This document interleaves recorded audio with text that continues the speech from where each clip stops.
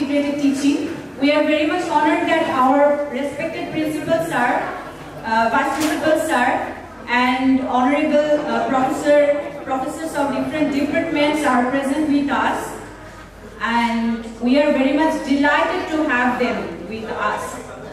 At first, I would request our honorable principal sir, Professor Dr. Ikhlasul Rahman sir, to come on the stage for welcome address. Joint Coordinator, Professor Pulmo-FIT, Professor of Physiology, Professor of Biochemistry, Professor Abdul Hassan, Professor and our respected teachers and my beloved students. Assalamu alaikum. Actually, we are going to start our newer curriculum with integrated teaching.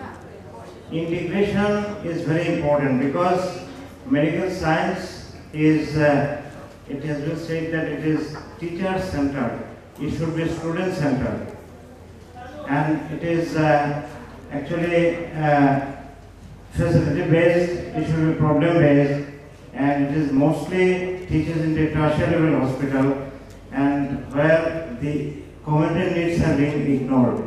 That's why there occurs some integration. Integration may be vertical integration, integration may be horizontal integration, integration may be spiral integration. There is an integration ladder from which we used to make an integration. And integration always is a very holistic approach, not a fragmental approach. That learning will become very much effective. And an example boli, Bangla boli, তোমার যদি বলা হয় তুমি ময়দা খাও, কেউ হয়তো কিছু খাবা যেহেতু আমি বলছি কিন্তু পুরা আরো ভালো লাগবে না, বলে তুমি ঘি খাও, ঘিও তুমি খুব একটা খেতে পারবে না, চিনি খাও খেতে পারবে না, কিন্তু আমি ময়দা ঘি এবং চিনি দিয়ে যদি একটা কেক তৈরি করি এবং তোমায় যদি বলি খাও তাহলে তোমরা খুব ভালোভাবে খাও। এটা হলো ইন্টিগ্রেশন। ইন্টিগ্রেশন আছে অ্যানাটমি, অ্যানাটমির সঙ্গে ফিজিওলজি, এর সঙ্গে মেডিসিন, পার্মানেন্ট মেডিসিন সব কিছু মিলে যে টিচিং লার্নিং প্রসেস হয়, that will be very palatable and everybody usually likes it. And main thing of integrated teaching is that integration. What type of integration? Vertical or horizontal or spiral? Second is student participation. Number 3 is assessment. At the end of there will be assessment. So these are the main parts of the integration. With these few words, I am declaring the inauguration of this session. Thank you very much. Now, this is the time to start our presentation, and first of all, I would like to call upon stage our respected Professor Rashidul Hassan sir, Departmental Head, Respiratory Medicine Department, Anwer Model Medical College. Sir, Vice Principal sir, respected our teachers and our students. Actually, this is a new curriculum and new things for us. That's why I am very much excited, and I agreed to participate in this session. আমার কাছে কথা শুনতে জন্য কখনো English কখনো বাংলায় বলবো। Do you know the dangerous history of 9/11? It was the day of September 11, 2001. There is a history of Twin Tower attack, and 90 militant associated with Al-Qaeda hijacked 4 aeroplanes and suicide against the United States. This is the history. Today is our 9/11. It will be a history. We have started a revolution in our study chapter, integrated teaching in first phase.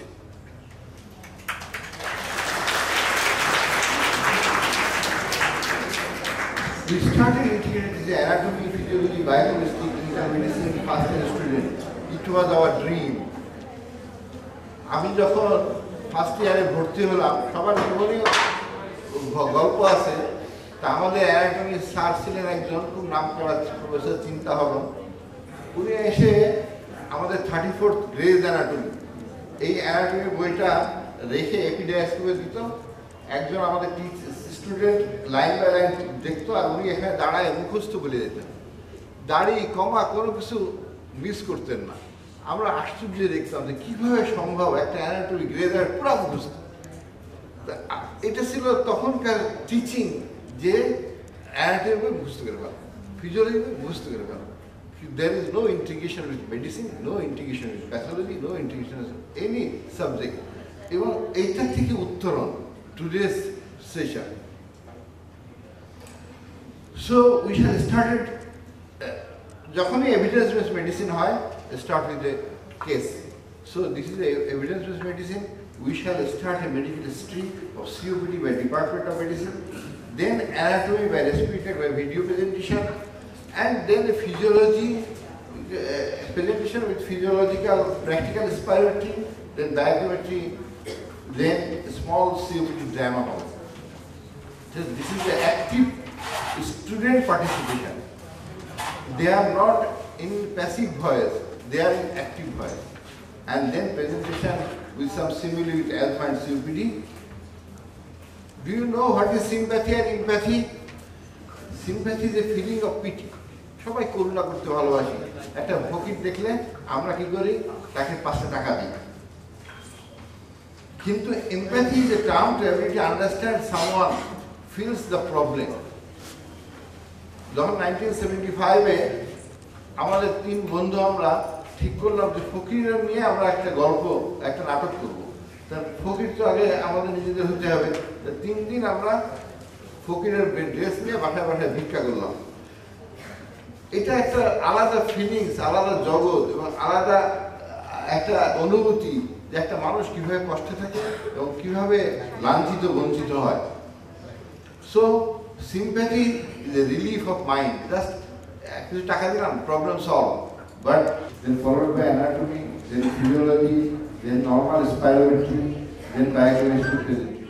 First, I would like to thank Professor Rashmi Hassan sir for giving us a brief overview of COPD and an idea of how this class is going to be conducted. My dear students, please silence please.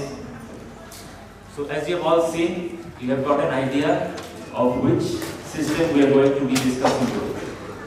Before we go into my presentation, I'd like to introduce a few terms with you today. As you can see, the condition that we are going to discuss today, chronic obstructive pulmonary disease.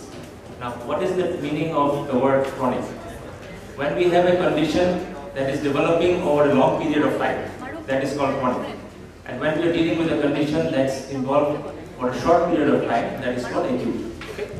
So since this is a disease involving the respiratory system, that's why the term pulmonary. Okay? So before I go into a case scenario, I would like to introduce a few more terms because you've not yet faced patients. Some important terms you need to know is what is symptom. The complaints that a patient gives to a doctor, these are called the symptoms. Okay? And when the doctor examines the patient, the findings that he gets, that is called the signs. So this combination of symptoms and signs helps us to diagnose a case with the help of investigations. So let me give you an idea of when we think of COPD. As you can see, this is case number 1, when a 54-year-old male who is a smoker for last 35 years, he comes to us and complains of progressively increasing cough over the last 4 years.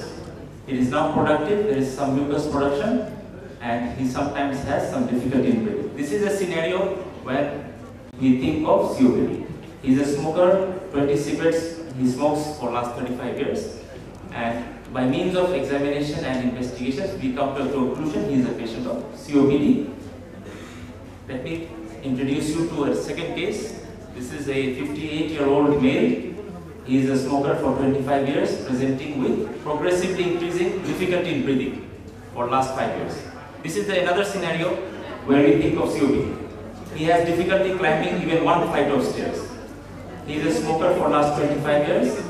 Similar examination and investigations has revealed he is a case of COPD. The first one, as you can see, these are 2 different scenarios. Why? Because there are 2 types of COPD. The first one has been labeled chronic bronchitis. The second one has been labeled as emphysema. When we come across a case like this, the first question that comes to mind is, what are the changes that has occurred in the respiratory system as a consequence of smoking that has led to these symptoms of COPD? This is where, to understand medicine, you have to first understand pathology. To understand pathology, you have to first understand the anatomy of the respiratory tract. as well as the physiology of respiration, as well as the biochemistry involved, as well as the deviation that occurs. This is how you have to integrate this knowledge from the basic involving in anatomy, physiology, biochemistry, as well as pathology to understand the medicine that is involved in COPD. Just to give you an impression of how COPD looks like. The picture on your left is that of chronic bronchitis, and the picture on the right is a patient of emphysema. As you can see, they are grossly different because of the different mechanisms involved. We will go into the details later, okay? As you can see, there is some interesting terms that has been labeled: blue bloater and pink coughers. So this is the effect of smoking on the respiratory tract leading to chronic bronchitis and emphysema. Since this is a condition involving the respiratory system, I would just like to introduce you to a chest X-ray. I'm sure you're all familiar with this. Just to give you a brief outline, you will be repeatedly exposed to this type of X-ray, and this will be discussed in detail. Just to give you a brief outline, you can see the lung shadows on both sides. You can see the ribs. You can see the trachea at the center, the heart shadow, and the diaphragm at the bottom. Okay. Just to give you an idea how an X-ray of COPD looks like. This is the normal X-ray, chest X-ray on your left, compared with the X-ray of a COPD patient, particularly emphysema on the right. The difference is pretty obvious. You can see the black lung shadows very much elongated. You can see the heart shadow is very narrow. You can see the diaphragms are very low. Okay, you will learn in detail in the 5th year and 4th year, but this is a brief introduction of the medicine part of COPD and how you need to use your knowledge of pathology, anatomy, physiology, and biochemistry. This will be discussed by my subsequent presenters. So this is my introduction for today. I would like to invite my next speaker to please come on stage and continue the session. Thank you. Anatomy of respiratory tract, you are already oriented with that, right, my dear students? So, তোমাদের জন্য আমরা একটা video presentation ready করেছি। Let's see, মাঝখানে আমি কথাও বলবো। Now we don't have any language barriers, so Bangla use করলেও আমার ফরেনার্সরা বুঝতে পারবে। Each of our cells needs oxygen to generate energy. That's why actually our respiratory system comes in concern. Respiratory system, the main function of it is to provide oxygen to the cell, to the body, and removing carbon dioxide from our body. That means exchange of gases, oxygen and carbon dioxide, between body and atmosphere. So let us discuss the anatomy of respiratory tract. Let's see the journey of inhaled air within our respiratory tract. At first, air enters into our respiratory tract through the nostrils. And then comes vestibule. Vestibule contains nasal hairs and acts as a filter for the particles. And then air enters into the nasal cavity.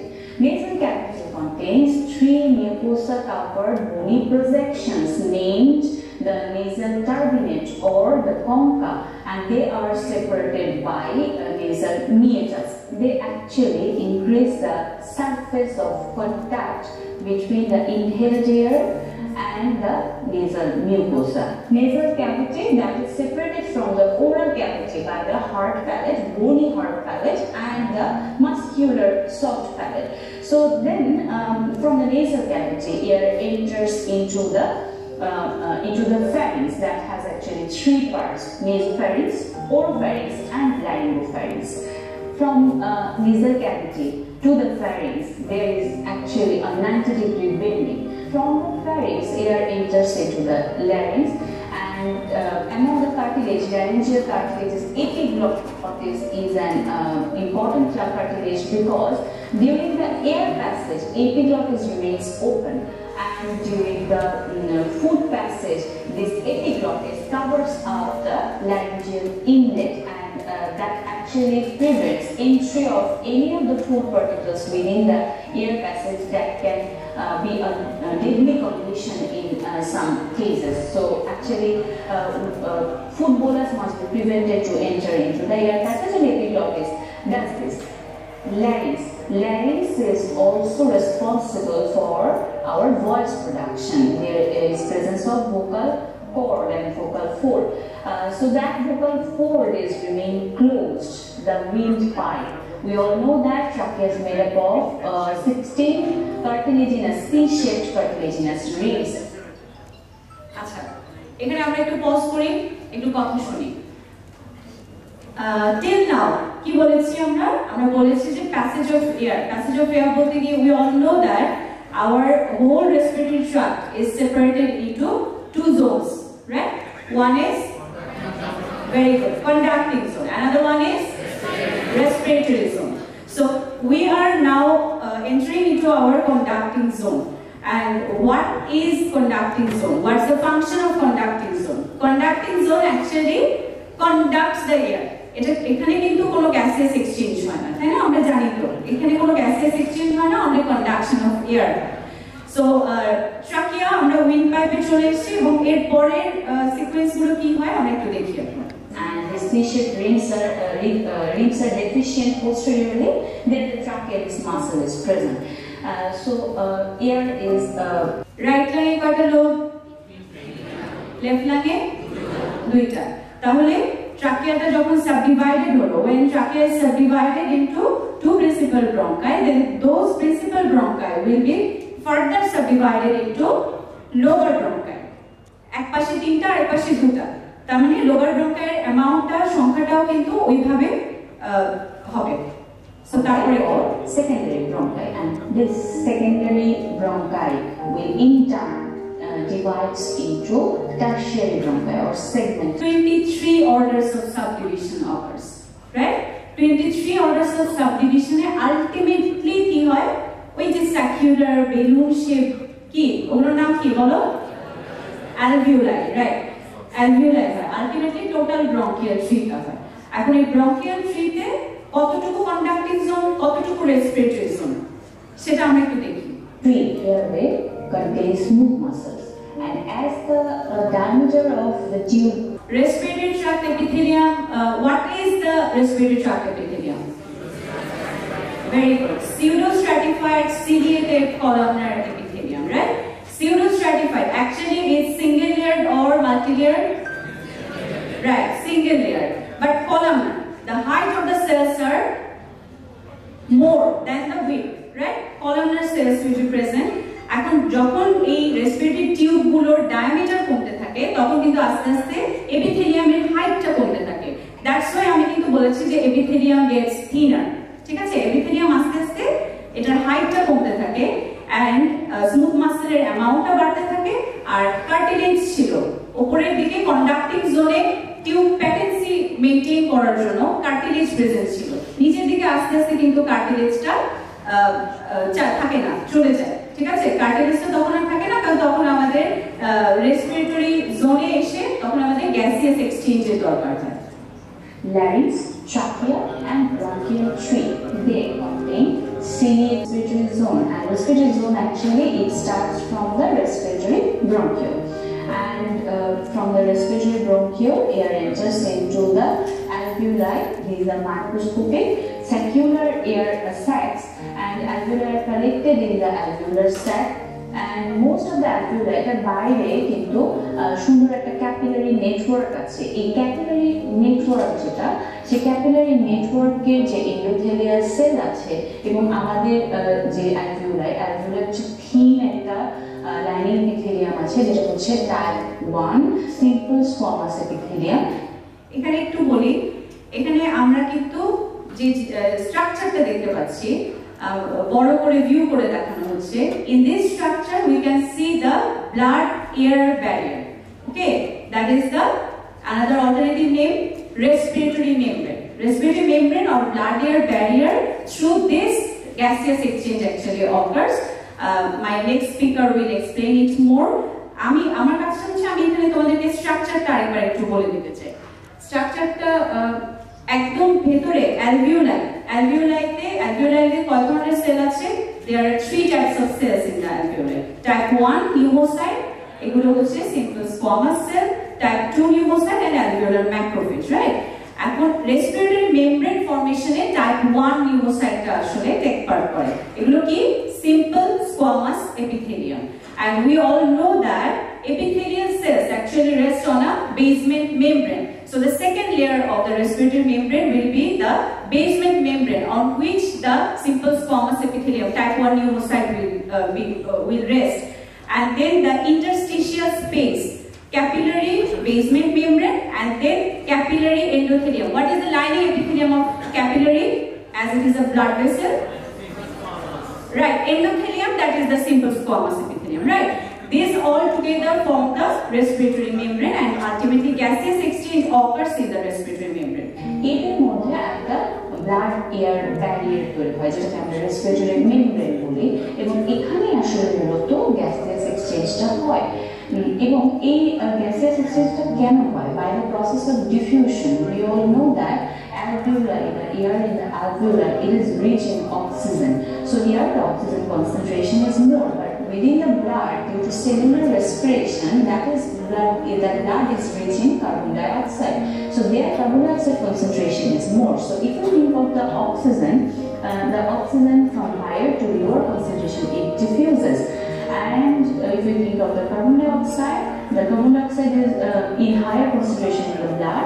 So here from blood to the alveoli, the diffusion occurs. And ultimately, the gaseous exchange occurs in the respiratory membrane. And the alveoli also contains some amount of type 2 cuboidal cell that actually secretes surfactant, and this surfactant is responsible for lowering surface tension. It prevents the alveoli to collapse after each expiration.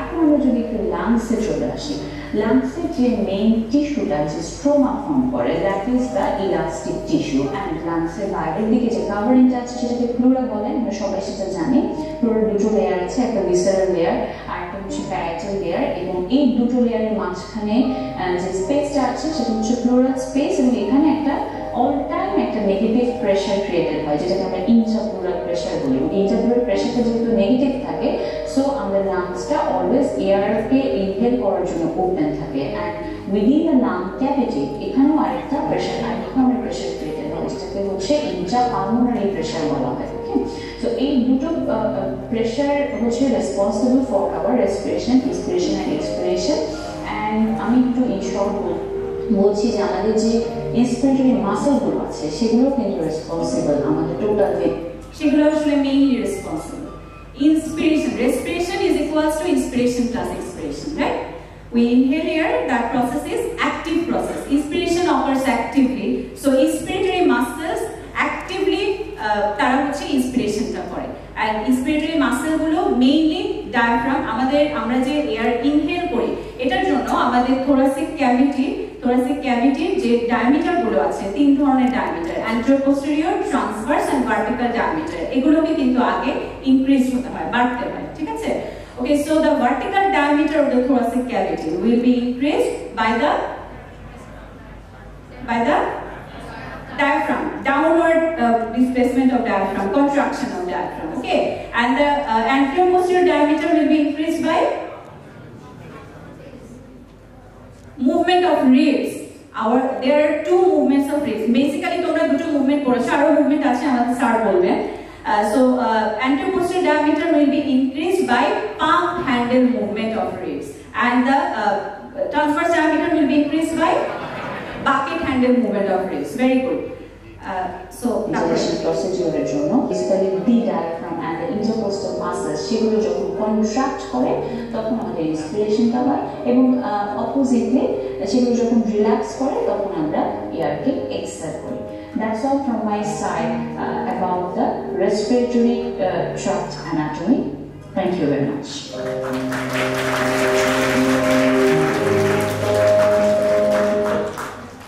thank you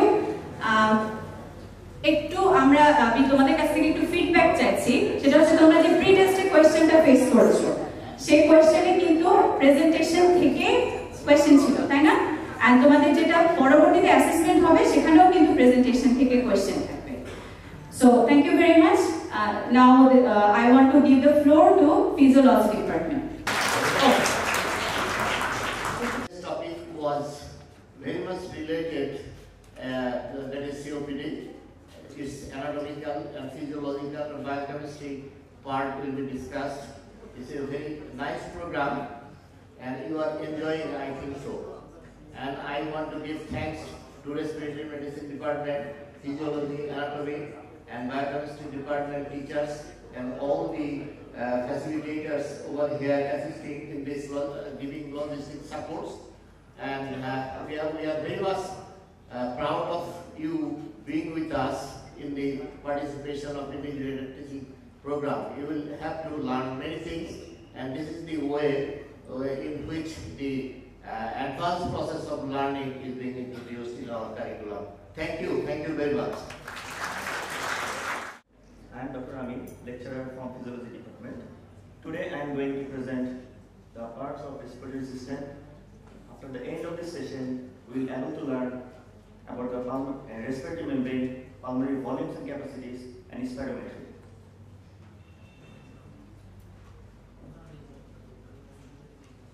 So this is the respiration. So what is respiration? Respiration is the process by which oxygen is taken in and carbon dioxide is given out from the lungs. So from the definition, you can say respiration has two phases. Number one, inspiration and expiration. Inspiration is the phase of respiration in which there is entry of air into the lungs from the atmosphere, and it is an active process, and this inspiration takes 2 seconds when the duration of respiratory cycle is 5 seconds. And each inspiration, we take 500 ml of air from that atmosphere. And expiration is a basic process by which air is removed from the lungs into the atmosphere, and it takes 3 seconds. And each expiration, 500 ml of air is expired from the lungs. There are two types of respiration: external respiration and internal respiration.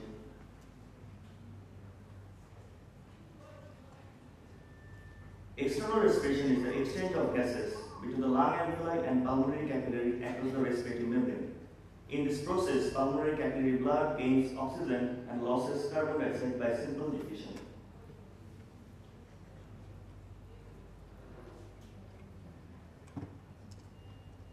Then what is internal respiration? Internal respiration is the exchange of gases between the blood in tissue capillaries and tissue cells.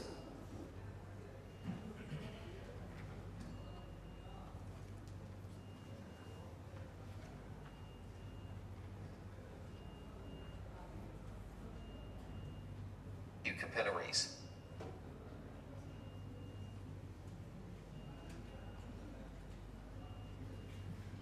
Internal respiration is the exchange of gases between the tissue cells and the blood in the tissue capillaries.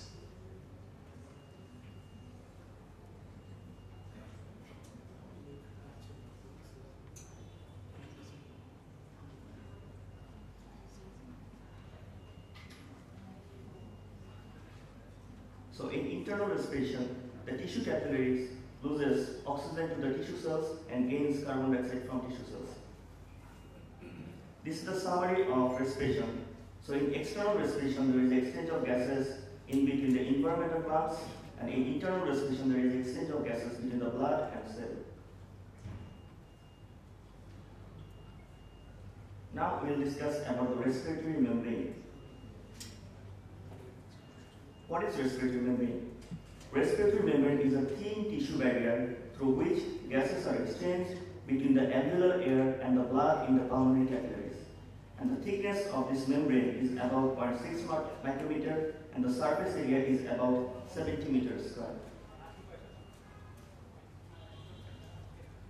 There are some layers in the respiratory membrane from outside to inside.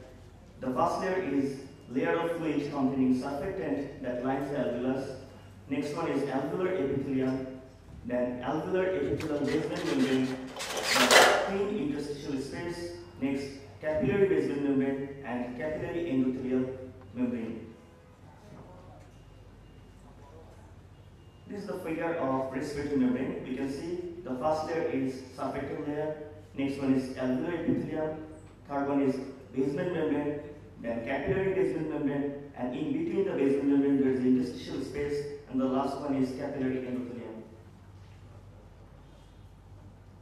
So there are some factors affecting the diffusion of gases through it. Partial pressure, difference of the gas, solubility of the gas, surface area of membrane, and temperature are directly proportional with the diffusion of gas through it, and molecular weight, thickness of the membrane are inversely proportional with the diffusion of gases through it. Now we will learn about the pulmonary volumes and pulmonary capacities. There are 4 types of pulmonary volumes: tidal volumes, inspiratory reserve volume, expiratory reserve volume, and residual volume. And pulmonary capacities are the addition of 2 or more volumes. There are 4 types of pulmonary capacities: inspiratory capacity, functional residual capacity, vital capacity, and total lung capacity. And the method of measurement, this lung volumes and capacity, is called spirometry. And the instrument used for this purpose is called spirometer. Spirometer can measure all the lung volumes and capacities except residual volume, functional residual capacity, total lung capacity. I am repeating, except residual volume, functional residual capacity, total lung capacity. So a spirometer is made up of metal and it contains 2 chambers, namely outer chamber and inner chamber. Outer chamber is called water chamber because it is filled with water, and the inner chamber is inverted and has a small hole at the top. And the graphical presentation of lung volumes and capacity using the spirometer is called spirogram. On the right side there is a spirogram showing vital capacity, total lung capacity, inspiratory capacity, and the functional residual capacity.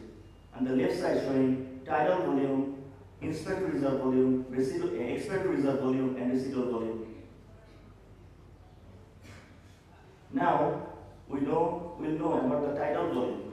What is tidal volume? Tidal volume is the volume of air inspired or expired with each normal breath, which is about 500 ml.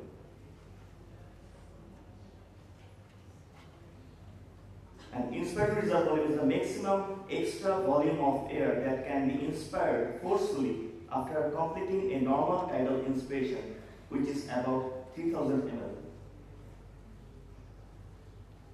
And the expiratory reserve volume is the maximum extra volume of air that can be expired by forceful expiration after the end of a normal tidal expiration, which is about 1100 ml. The last one is residual volume. It is the volume of air remaining in the lungs after the most forceful expiration, which is about 1200 ml. And it is an important because it resides within the lung, because it helps to prevent the collapse of the lung. Now, even after this kind of forced expiration, there's still some air left behind in the lungs that just won't leave. It's left behind, so it's residue. This is the residual volume. To help you remember, it resides in the lungs. So this is a summary of pulmonary volumes. Now we'll know about the pulmonary capacity. There is an inspiratory capacity. It is the volume of air that a person can inspire forcefully after the end of normal tidal expiration. And it is the summation of tidal volume and inspiratory reserve volume, and which is about 3500 ml. There is a functional residual capacity. It is the volume of air that is remaining in the lungs after the end of normal tidal expiration.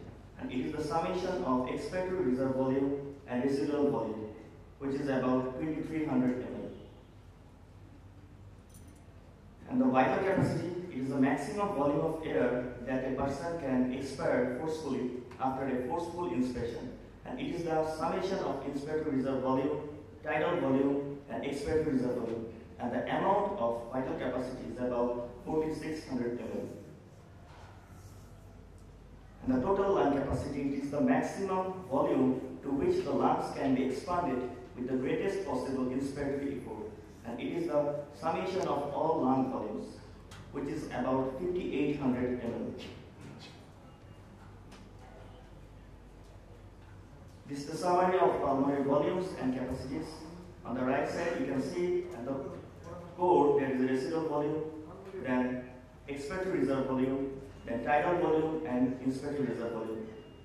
On the left side, you can see the inspiratory reserve volume and tidal volume combinedly form the inspiratory capacity, and expiratory reserve volume and residual volume combinedly form the functional residual capacity.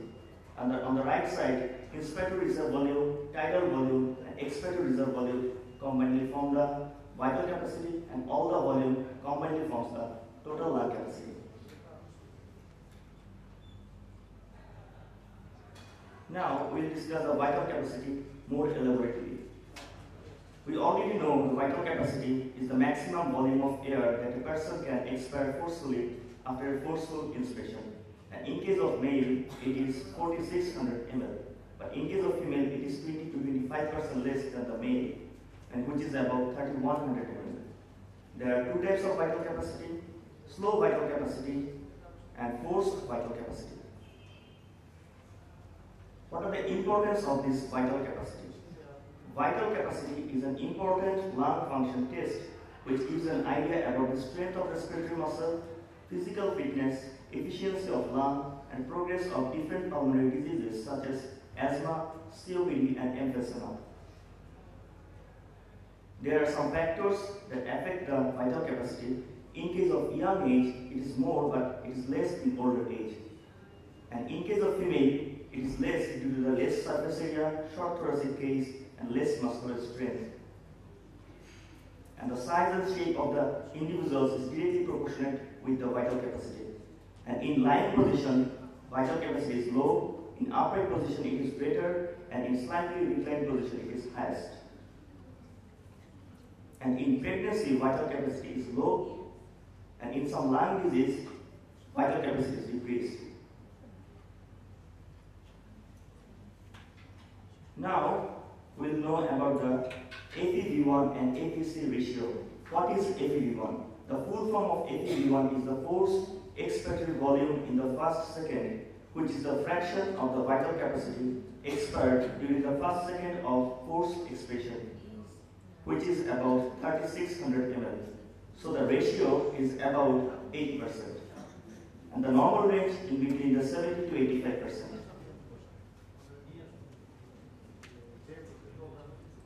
So in normal person, the ratio is become 80%. 80% meaning of the vital capacity can be expired in the first second of forced expiration. But what happens in case of obstructive lung disease? The obstructive respiratory disease is the abnormal respiratory condition characterized by difficulty in expiration. So in a patient with an obstructive lung disease such as asthma, COPD, and emphysema, both FEV1 and APC are decreased, but FEV1 is decreased more than APC. Thus, the ratio is also decreased. And what is restrictive lung disease? It is the abnormal respiratory condition characterized by difficulty in inspiration. Expiration is not affected. So, in a patient with a restrictive lung disease such as fibrosis, both FEV1 and APC are decreased, but APC is decreased more than FEV1. Thus, in fibrosis, the ratio is actually increased. So, this is the summary of FEV1 and APC ratio. In normal person, it is about 80%. In obstructive lung disease, it is decreased due to depletion of both FEV1 and APC. But FEV1 decreases more than the APC, so in obstructive disease, the ratio is decreased. But in case of restrictive lung disease, both FEV1 and APC decrease, but APC decrease is more than the FEV1, so the ratio is increased.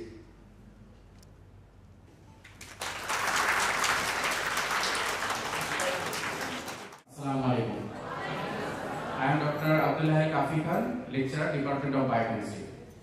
My audience দেখে মনে হচ্ছে খুব enjoy করছে, specially spirometry. ওরা এতটা enjoy করছে যে নিজেদের মধ্যে ইন্সপাইরেশন এক্সপাইরেশন চলছে, এরকম একটা বিষয় হয়ে দাঁড়িয়েছে। আমরা তো সামনে থেকে টের পাচ্ছি, তাই না কি? তুমি কি এনজয় করছো আজকের প্রোগ্রাম? তোমাদের রেসপন্স ছাড়া তো আসলে আমাদের এই প্রোগ্রামটা আসলে ফুলফিল হবে না। সো তোমাদেরকে রেসপন্স করতে হবে। Previously, our respected sir, two colleagues already presented their part. Now I am going to present my part, biochemical rearrangement in COPD. Before starting my part, I like to show how the gaseous exchange occurs in our body by a wheel. I just imagine 3 wheels, the 3 engine for life, a continuously moving wheel. Number 1 wheel is known as respiratory wheel, number 2 circulatory wheel, and number 3 is mitochondrial wheel. Hopefully this will stay in your mind for a long time because it's short how the gaseous exchange occurs in our body. During inspiration, oxygen enters in our body, that is the lungs, ventilation, that goes to the systemic circulation and go to the mitochondrial wheel, that is the cellular respiration. And in that side, the mitochondria uses this oxygen and production of carbon dioxide, ATP and water. And ATP uses and carbon dioxide removed from the mitochondria, then reverse it, then goes to the pulmonary artery as well as the expire from the body for the expiration. That means oxygen entry, utilization, carbon dioxide developed, produced, and then it exhale from the body. It will hamper, then in the disease condition it will be hampered. So hopefully you understand what I am saying. Okay, now what's the functions of lung? In short, lungs are the first engine of life made for oxygen supply and carbon dioxide removal. So তোমাকে যদি আমি ask করি যে লাংসের কি function হতে পারে, তোমরা কি বলবে? Oxygen supply and carbon dioxide remove. Okay, thank you. Next, normal acid-base parameters of blood. Blood pH, we know that 7.35 to 7.45 average, and the cut value is 7.4. If less than 7.35, it is known as acidosis. Please remind me, less than 7.35 is known as acidosis. Partial pressure of carbon dioxide 40 mm of mercury, and the average is 35 to 45 mm of mercury, and the bicarbonate is 24 to 28 millimole per liter. Normal blood gas components. What are the normal blood gas components? Partial pressure of oxygen 95 to 100 mm of mercury. Partial pressure of carbon dioxide 35 to 45 mm of mercury, and oxygen saturation is more than 95%. On an average 94 to 98%, and you can say that more than 95%. When the partial pressure of carbon dioxide more than 45, that is known as hypercapnia. Okay. The abnormality of blood gas. Decreased partial pressure of oxygen in blood. We already know the normal value of partial pressure of oxygen. কত বলেছি আমরা? একটু আগে কত লিখেছি? Exactly that. That means the decreased partial pressure of oxygen in blood is known as hypoxemia. And increased partial pressure of carbon dioxide in blood. We already know the normal value. Normal value was 35 to 45 millimeter of mercury. When the increased partial pressure of carbon dioxide in blood is known as hypercapnia. Okay. Now, today's topic COPD, chronic obstructive pulmonary disease, is a cause of respiratory acidosis. We already know what is respiratory acidosis. Okay, lab findings of a case of COPD patient. Low pH. Low pH, that means the normal value was 7.35 to 7.45. That means below 7.35, that low pH. High partial pressure of carbon dioxide and high plasma bicarbonate level. Now, the biochemical changes in COPD patient. In case of COPD patient, problem is defective ventilation. The ventilation problem হচ্ছে শ্বাস নিতে কষ্ট হচ্ছে. Initially, the oxygen defect leads to hypoxemia. We already know that what is hypoxemia, and ultimately oxygen falls down to less than 60. I repeat, less than 60 millimeter of mercury, which is known as type 1 respiratory failure. That means you have to know that type 1 respiratory failure, oxygen level below 60 millimeter of mercury. Note it down. And then gradually the carbon dioxide retained and leads to hypercapnia. Hypercapnia means partial pressure of carbon dioxide increase. When the partial pressure of carbon dioxide increases more than 50 millimeter of mercury is known as type 2 respiratory failure. More than 50 millimeter of mercury known as type 2 respiratory failure. Okay, তার মানে আমরা জানতে পারছি respiratory failure type 1 and type 2. Hypoxemia develop করছে কখন? Type 1 and hypercapnia type 2. Okay, thank you. In short, in flow chart যদি আমরা দেখি the oxidation defect, hypoxemia develop which leads to because the oxygen falls down to less than 60 millimeter of mercury and develops type 1 respiratory failure. And as well as the type 1 respiratory failure patient gradually carbon dioxide retained in his or her body, then the hypercapnia develop. That means the carbon dioxide increase more than 50 millimeter of mercury and develops type 2 respiratory failure. And thank you. This is my topics all about the reaction of. Thank you.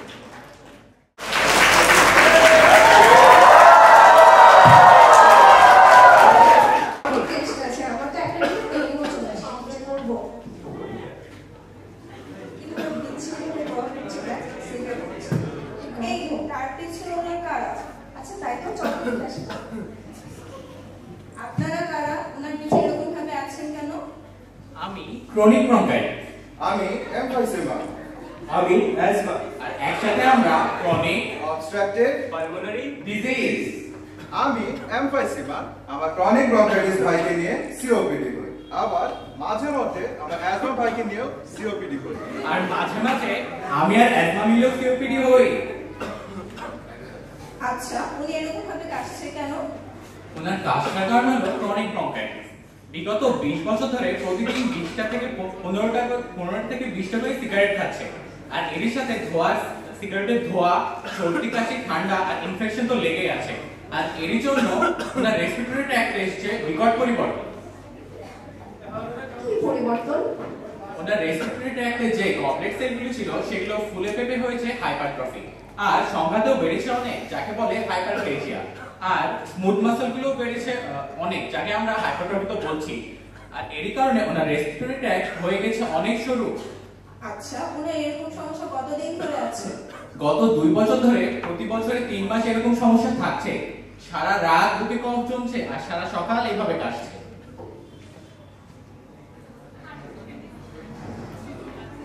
আচ্ছা আচ্ছা, উনি এইভাবে হাঁপাচ্ছেন কেন? ওনার কি হয়েছে? আমার জন্য দৈনিক 10-25টা করে সিগারেট খায়। 10-25টা করে সিগারেট খায়, বয়স ওনার 60-এর উপরে। চিন্তা করেন, 10-25টা করে সিগারেট খায়, 60-এর উপরে হলো বয়স। যার কারণে কি হতেছে, যে অ্যালভিওলার সেপ্টাগুলো আছে, সেপ্টাগুলো ভেঙে একদম চুরমার, কিচ্ছু নাই। এই সেপ্টাগুলো যখন ভেঙে যাচ্ছে কি হচ্ছে, বাতাস থাকতেছে আটকায়, অ্যালভিওলার ভিতরে বাতাস আটকায় থাকতেছে, যেটার কারণে কি হইতেছে, তার ডিফ্লেশন প্রবলেম হইতেছে। আচ্ছা ঠিক আছে, বুঝলাম, কিন্তু ডিফ্লেশনটা কি? ডিফ্লেশন প্রবলেম হচ্ছে আমাদের অ্যালভিওলার ভিতরে যে বেলুনগুলো আছে না, বেলুনগুলো ছোট হয় না, যেটার কারণে বাতাস কি হয়, ভিতরে আটকে থাকে। আর এটার কারণে কি হয়, রিজার্ভারের প্রবলেম। এখন রিজার্ভার কমে গেছে। এখন কথা হচ্ছে যে ইনার যে এই অবস্থা কেন জানেন? কারণ 40 বছর ধরে সিগারেট খাচ্ছে। 40 বছর, চিন্তা করা যায় এই 40 বছর ধরে সিগারেট খেতে খেতে কি অবস্থা ওনার। আগে সামনে ছিল 4টা, হ্যাঁ, এখন একদম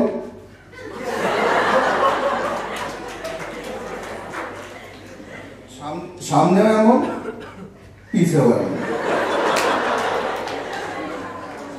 এই যে খুলে গেছে না, এটা একটা ড্রামের মতো ব্যারেল শেপ হয়ে গেছে, ব্যারেল শেপ হয়ে গেছে। এই ব্যারেল শেপ হওয়ার কারণে কি হচ্ছে, সে যখন নিঃশ্বাস নিচ্ছে সেই নিঃশ্বাসের বাতাসটা ড্রামতেই আটকে যাচ্ছে। এখন ড্রামে যখন আটকে যাচ্ছে, অল্প একটু নিঃশ্বাস যখন নিচ্ছে, নিঃশ্বাস ছাড়তে না ছাড়তেই আবার নিঃশ্বাস নিতে যায়, এমন করে জিনিসটা এমন করে কেমন করে করে এমন করে নেয়। এখন এটার কারণে যখন তাড়াতাড়ি নিচ্ছে, সে অল্প একটুতে হাঁপিয়ে যাচ্ছে, আর এই জন্য এই ব্যাটারির অবস্থা।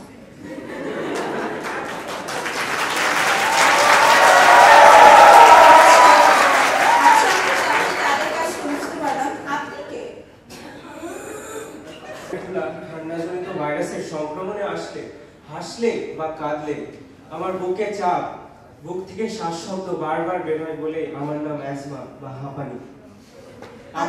আমার শ্বাসনালীতে মাস্ট সেল এবং ইওসিনোফিলেরা বসবাস করে। বুঝতে পারলাম আপনি অ্যাজমা, কিন্তু আপনি তার সাথে কেন আছেন?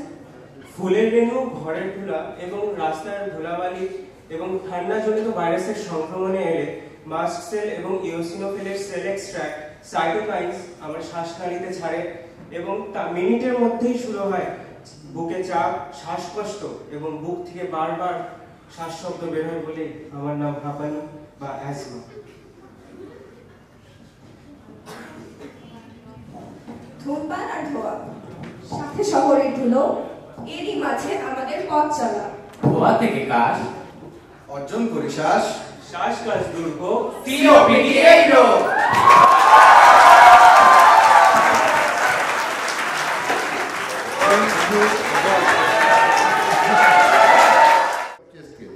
Chest cage moves normally by ribs and with the help of intercostal muscle. Ribs are of three types: true, false, and floating. There are three types of ribs. The upper 6 ribs are true ribs, next 4 ribs are false ribs, and next 2 ribs are floating ribs. Is it correct? কি বলো? একজন দাও। আমার এই স্টেটমেন্টের মধ্যে কি কি ভুল আছে কে বলতে পারবে?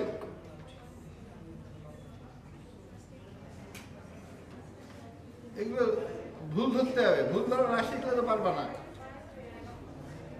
প্রথম ভুল যে আমি বলছি যে চেস্ট কেজ আসলে রিব দুই ধরনের, ট্রু আর ফলস। ফলসের ভিতরে ফ্লোটিং রিবস, তাহলে আমি যে বলছি রিবস 3 ধরনের, কথা ঠিক না। আমি ঠিক বলতেছি তো? দেখ আমি কি ভুল বলি আমাকে আবার আপনারা ঠিক করবেন। আচ্ছা, ফার্স্ট 7 পেয়ার্স হচ্ছে ট্রু রিবস। আমি বলছি প্রথম 6 পেয়ার হচ্ছে ট্রু রিবস, আসলে কথা ঠিক নয়। আর নেক্সট 5 পেয়ার্স হচ্ছে false rib. There are 2 pairs of false ribs, the floating ribs. কাজেই আমার এই যে দেখো একটা ছোট্ট প্রশ্ন, তার ভিতরে কতগুলো ভুল রয়ে গেছে, এই কারেকশন করার দায়িত্ব কিন্তু তোমাদের। আর এই কারেকশন করতে শেখায় হচ্ছে আমাদের টিচিং। এগুলো আমাদের পড়ানো হয়ে গেছে, দেখাই দিচ্ছি। নাও দুইটা পয়েন্ট আমাদের মনে রাখতে হবে। ওরা ক্রনিক ব্রঙ্কাইটিস দেখাইছে, আমি তার প্যাথোলজি দুইটা পয়েন্ট বলবো, ইরিটেশন এন্ড ইনফেকশন। কি? Irritation by smoke and infection leads to develop hypertrophy, hyperplasia of goblet cell and hyperplasia of mucous secreting cell and hypertrophy of small airways, leads to morning cough. ঠিক আছে? খুব কিসের জন্য? hyperplasia of goblet and smooth muscle cell. আচ্ছা, এইবার তোমাদেরকে একটা burning সম্পর্কে বলবো।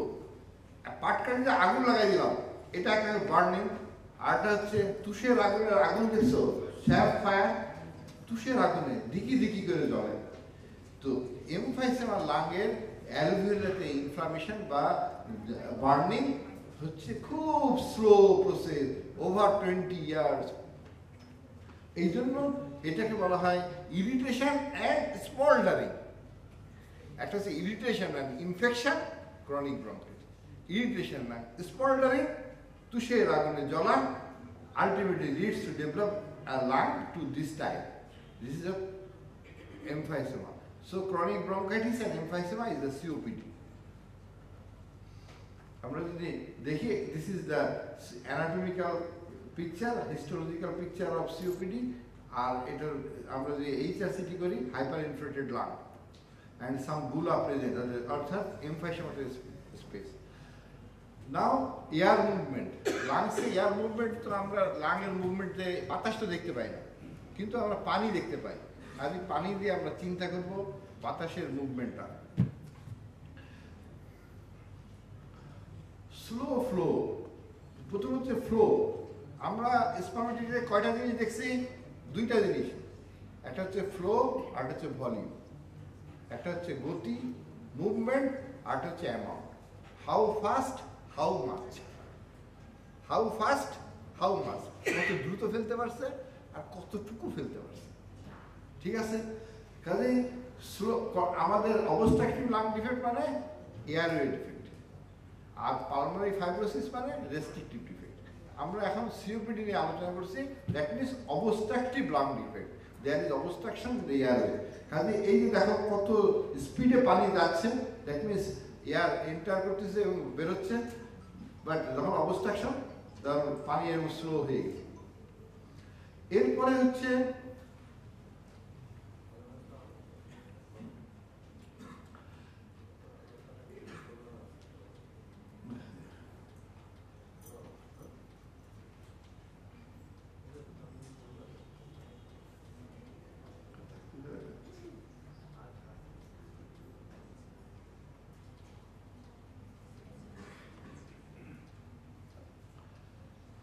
আমরা যখন একটা পুকুরে ঢিল মারি তখন কি হয়? ঢেউ হয়।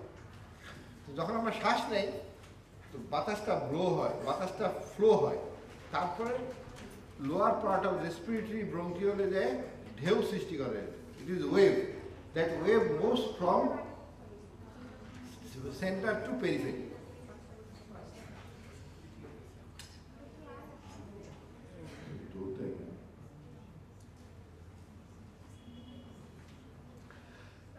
নর্মাল স্মল এয়ারওয়ে এটা দেখতে এরকম, বাতাস ঢেউয়ের মতো এসে অ্যালভেলে আসতেছে এবং এখানে রেসপিরেটরি এক্সচেঞ্জ হচ্ছে, আবার ওয়েস্টেড ভেন্টিলেশন হচ্ছে, এখানে ডেড স্পেস তৈরি হয়ে যাচ্ছে, কাজেই এয়ার এসে এখানে জমা হয়ে যাচ্ছে, এয়ার পেরিফেরিতে যাচ্ছে না, there is no gas exchange. এটা হচ্ছে আমাদের মুদ্রা কথা ইন দ্য সিওপিডি। তোমরা কি কখনো মেঘনা যমুনার অথবা সমুদ্রে এরকম দেখছো যে দুইটা পানি পাশাপাশি যাচ্ছে, রং দুইটা আলাদা, দেখছো কখনো? কেন মেলে না জানো? দুইটা পানি মিলে যাচ্ছে না কেন?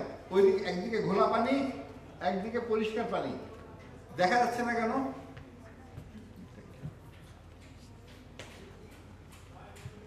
এটা মিলে যাচ্ছে না কেন? Because there is no pressure difference. এই কথাটা তোমাদের সারা জীবন মনে রাখতে হবে যে ডিফিউশন হয় ডিউ টু প্রেশার ডিফারেন্স। একদিকে প্রেশার বেশি, লাংসে প্রেশার বেশি, ব্লাডে প্রেশার কম, কাজেই দেয়ার ইজ প্রেশার ডিফারেন্স। যেখানে প্রেশার ডিফারেন্স নাই, যেমন অ্যালভিওলার ভিতরে বড় বড় গর্ত হয়ে গেছে, বাতাস আর প্রবাহিত হচ্ছে না, there is no pressure difference, no gas exchange. This is the pathophysiology of COPD. Normal alveoli, it is destroyed. There is no air entry or exit, air trapping, and there is no gas exchange. এবার asthma সম্পর্কে দুই একটা কথা বলে আমি শেষ করব। আমরা during the 2009 a cyclone followed by flood named Ayla hit southwestern part of Bangladesh and West Bengal. এটার নাম ছিল আইলা। আমি আইলার গল্প বলতেছি এই জন্য, we viewed the disaster on the spot and subsequently found that there is a big similarity between outside cyclone and inside asthma patient cyclone.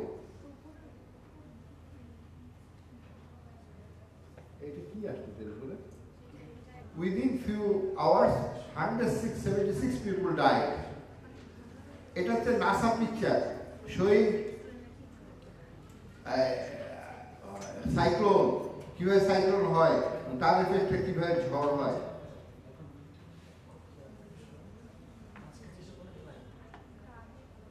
And it will damage the dam and 3 lakh people homeless.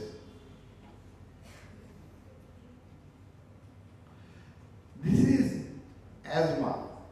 আমরা একটু আগে ওই সেলগুলো বলছে eosinophil আর mast cell, এটার থেকে secretion হয় আর তার জন্য শ্বাসকষ্ট। এখানে দেখো মেন সেল হচ্ছে এই মাস্ট সেল আর ইওসিনোফিল, এই দুইটা সেল থেকে সাইটোকাইন হচ্ছে, যে কারণে আমাদের এখানে দুইটা জিনিস হচ্ছে সেলুলার আর ফ্লুইড এক্সুডেড।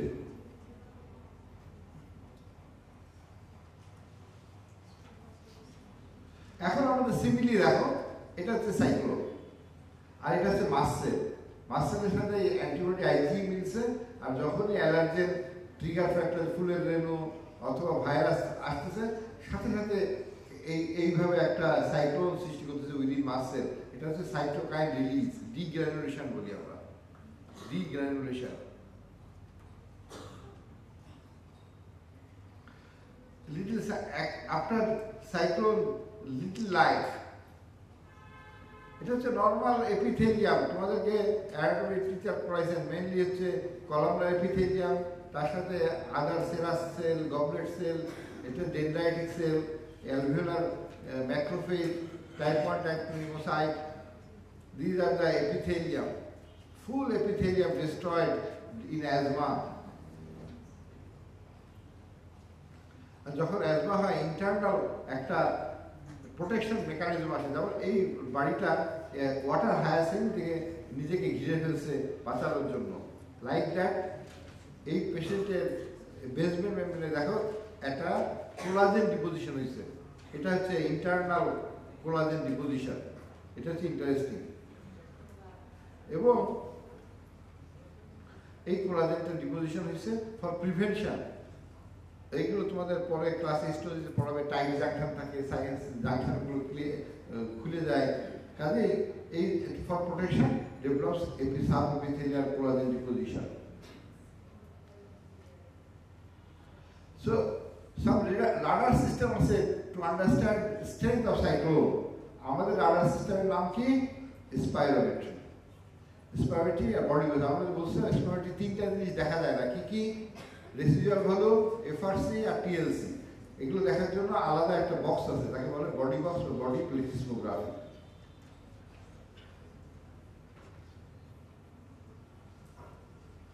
কাজে আমাদের প্রি টেস্টের মধ্যে 3টা কোশ্চেন আমার থেকে আসছিল, আমি দিয়েছিলাম। প্রথম কোশ্চেনে হচ্ছে 63 years old man presented with 3 years history of shortness of breath and exhaustion. এটা হচ্ছে প্রথম কোশ্চেন, যে সে হচ্ছে তার 3 বছর ধরে কাশি শ্বাসকষ্ট। এটা অ্যাজমা হতে পারে, সিওপিডি হতে পারে। He had asthma during childhood, এটা হচ্ছে কনফিউজিং। তার ছোটবেলা থেকে অ্যাজমা ছিল। এবং সে স্মোকার 1 pack ইয়ার 20 years, এটা হচ্ছে ইন ফিভার অফ সিওপিডি। এখন পালমোনারি ফাংশন টেস্ট আমরা যেগুলো করি এগুলো তোমাদের নতুন, আমি দেখালাম স্পাইরোমেট্রি কি করে করে। এগুলোর মধ্যে একটা হচ্ছে প্রভোকেট করে দেখি যে আমার ভিতরে অ্যাজমা আছে কিনা, ব্রঙ্কো প্রভোকেশন টেস্ট। আমরা অ্যাসিটাইল কোলিন পড়ছি বোধহয়, ওর সাবস্টিটিউট মিথাকোলিন 3rd ইয়ারে পড়বা, এটা যখন দেওয়া হয় ব্রঙ্কো কনস্টিটিউশন করে অ্যাজমা আসে। কাজে এটা একটা গুড টেস্ট, যে আমরা মিথাকোলিন দিয়ে চ্যালেঞ্জ টেস্ট করে দেখি যে অ্যাজমা আছে কিনা, কিন্তু এটা ক্রনিক ব্রঙ্কাইটিসও হয়। কাজে এটা নট দ্য বেস্ট। দ্বিতীয় হচ্ছে আমরা দেখি যে স্পাইরোমেট্রি করে সালবুটামল দিলে এক্সহেল হয়, মানে ডাইলেশন হয়। এটা একটা গুড টেস্ট, কিন্তু এটা সিওপিডি তো কারো কারো হয়। কাজে এক্সরেতে হাইপার ইমপ্রেশন হতে পারে। মেন হচ্ছে যেটা হচ্ছে আমাদের স্পুটামে ইওসিনোফিল, যেটা তোমাদের জন্য খুব ইম্পর্টেন্ট। যে লাংস এপিথেলিয়ামে আমরা যেটা দেখালাম, ইওসিনোফিল থাকে না, থাকে ম্যাক্রোফেজ এপিথেলিয়াম, কিন্তু ইওসিনোফিল নিউট্রোফিল থাকে না। নিউট্রোফিল থাকলে তাকে বলে অ্যাকিউট, আর যদি ইওসিনোফিল থাকে ইওসিনোফিলিক, আর যদি লিম্ফোসাইট বেশি থাকে তাকে বলে ক্রনিক। এই দেখো একটা লোকের অ্যাবসেস হয়েছে, এটার ভিতরে আমরা ড্র করে দেখলাম নিউট্রোফিল বেশি, কাজে এটা হচ্ছে অ্যাকিউট অ্যাবসেস। এটা হচ্ছে ব্রকেটে দেখলাম ইওসিনোফিল বেশি, কিন্তু ইওসিনোফিলিক অ্যাবসেস। আর এখানে অ্যাবসেস হচ্ছে এটা হচ্ছে টিউবারকুলোসিস লিম্ফোসাইটিক অ্যাবসেস। কাজেই আমাদের আর্মি এইতে blood cell, white blood cell, একটা হচ্ছে লিম্ফোসাইটিক মানে অ্যাগ্রানোসাইট, আর হচ্ছে গ্র্যানুলোসাইট। গ্র্যানুলোসাইট দুইটা ইম্পর্টেন্ট, একটা হচ্ছে নিউট্রোফিল আরটা হচ্ছে ইওসিনোফিল। ইওসিনোফিল হচ্ছে অ্যালার্জিক আর নিউট্রোফিল হচ্ছে অ্যাকুইট ইনফেকশন। ঠিক আছে? কাজে এই স্পুটামের মধ্যে নর্মাল ইওসিনোফিল থাকে না, ইওসিনোফিল থাকা মানে অ্যাজমা। আমার সেকেন্ড কোশ্চেন ছিল যে which of the respiratory tract anatomy is correct? Trachea contrast O shaped ring, it is higher and cartilage. আসলে এটা C shaped ring, O shaped হলে কনজেনিটাল অ্যাবনর্মালিটি। ট্র্যাকিয়ার পিছনে থাকে ট্র্যাকিয়ার ইজ মাসল ডরসাল, এটা হচ্ছে ট্রু। এছাড়া সুডো আমরা বলি যে মাল্টিপল লেয়ার, দেখতে মাল্টিপল লেয়ার মনে হয়, কিন্তু আসলে pseudo stratified columnar respiratory epithelium, এটা হচ্ছে কারেক্ট। কাজে মাল্টিপল লেয়ারটা ভুল। আর এর উপরে যে সিলিয়া থাকে এটা প্রাইমারি ফিল্টার আর কন্টিনিউয়াস ব্ল্যাঙ্কেট। এটা হচ্ছে আমার সেকেন্ড কোশ্চেন। আর থার্ড কোশ্চেন হচ্ছে লাং ভলিউম আর ক্যাপাসিটি, এটা অলরেডি বলে ফেলছে। টাইডাল ভলিউম হচ্ছে নর্মাল, এক্সপায়ার্ড আর ইনস্পায়ার্ড যেটা হয় এটা হচ্ছে টাইডাল ভলিউম। আমরা যেটা ভাইটাল ক্যাপাসিটি বলি, এগুলো তিনটা জিনিসের যোগফল, ইনস্পিরেটরি রিজার্ভ ভলিউম, দেন হচ্ছে tidal volume, expiratory reserve volume. এখানে বলা হয়েছে ইআরভি আর আইআরভি, তো টাইডাল ভলিউম বলা হয়নি, কাজেই ফলস। আরেকটা বলা হয়েছে টোটাল লাং ক্যাপাসিটি, ইনস্পিরেটরি ক্যাপাসিটি আর ফাংশনাল রেসিডুয়াল ক্যাপাসিটি, এই দুটোর যোগফল, কাজে এটা ফলস। অ্যান্ড লাস্ট হচ্ছে আমরা বলছি আমাদের সাথে আমাদের আনোয়ার খান মডার্ন মেডিকেল কলেজের মেডিসিনের প্রফেসর এবং বাংলাদেশের একজন রিনাউন্ড মেডিসিনের প্রফেসর স্যার উপস্থিত আছেন। স্যার জাস্ট শর্ট নোটিসে স্যার আমাদেরকে টাইম দিয়েছেন এবং প্রথম থেকে স্যার আছেন। Professor doctor Faizul Islam Chowdhury sir আছেন আমাদের সঙ্গে। স্যারকে আমি বিনীতভাবে অনুরোধ করছি স্যার স্টেজে যদি একটু আসেন, আমাদের আজকের আয়োজনটা নিয়ে দুটো কথা যদি বলেন।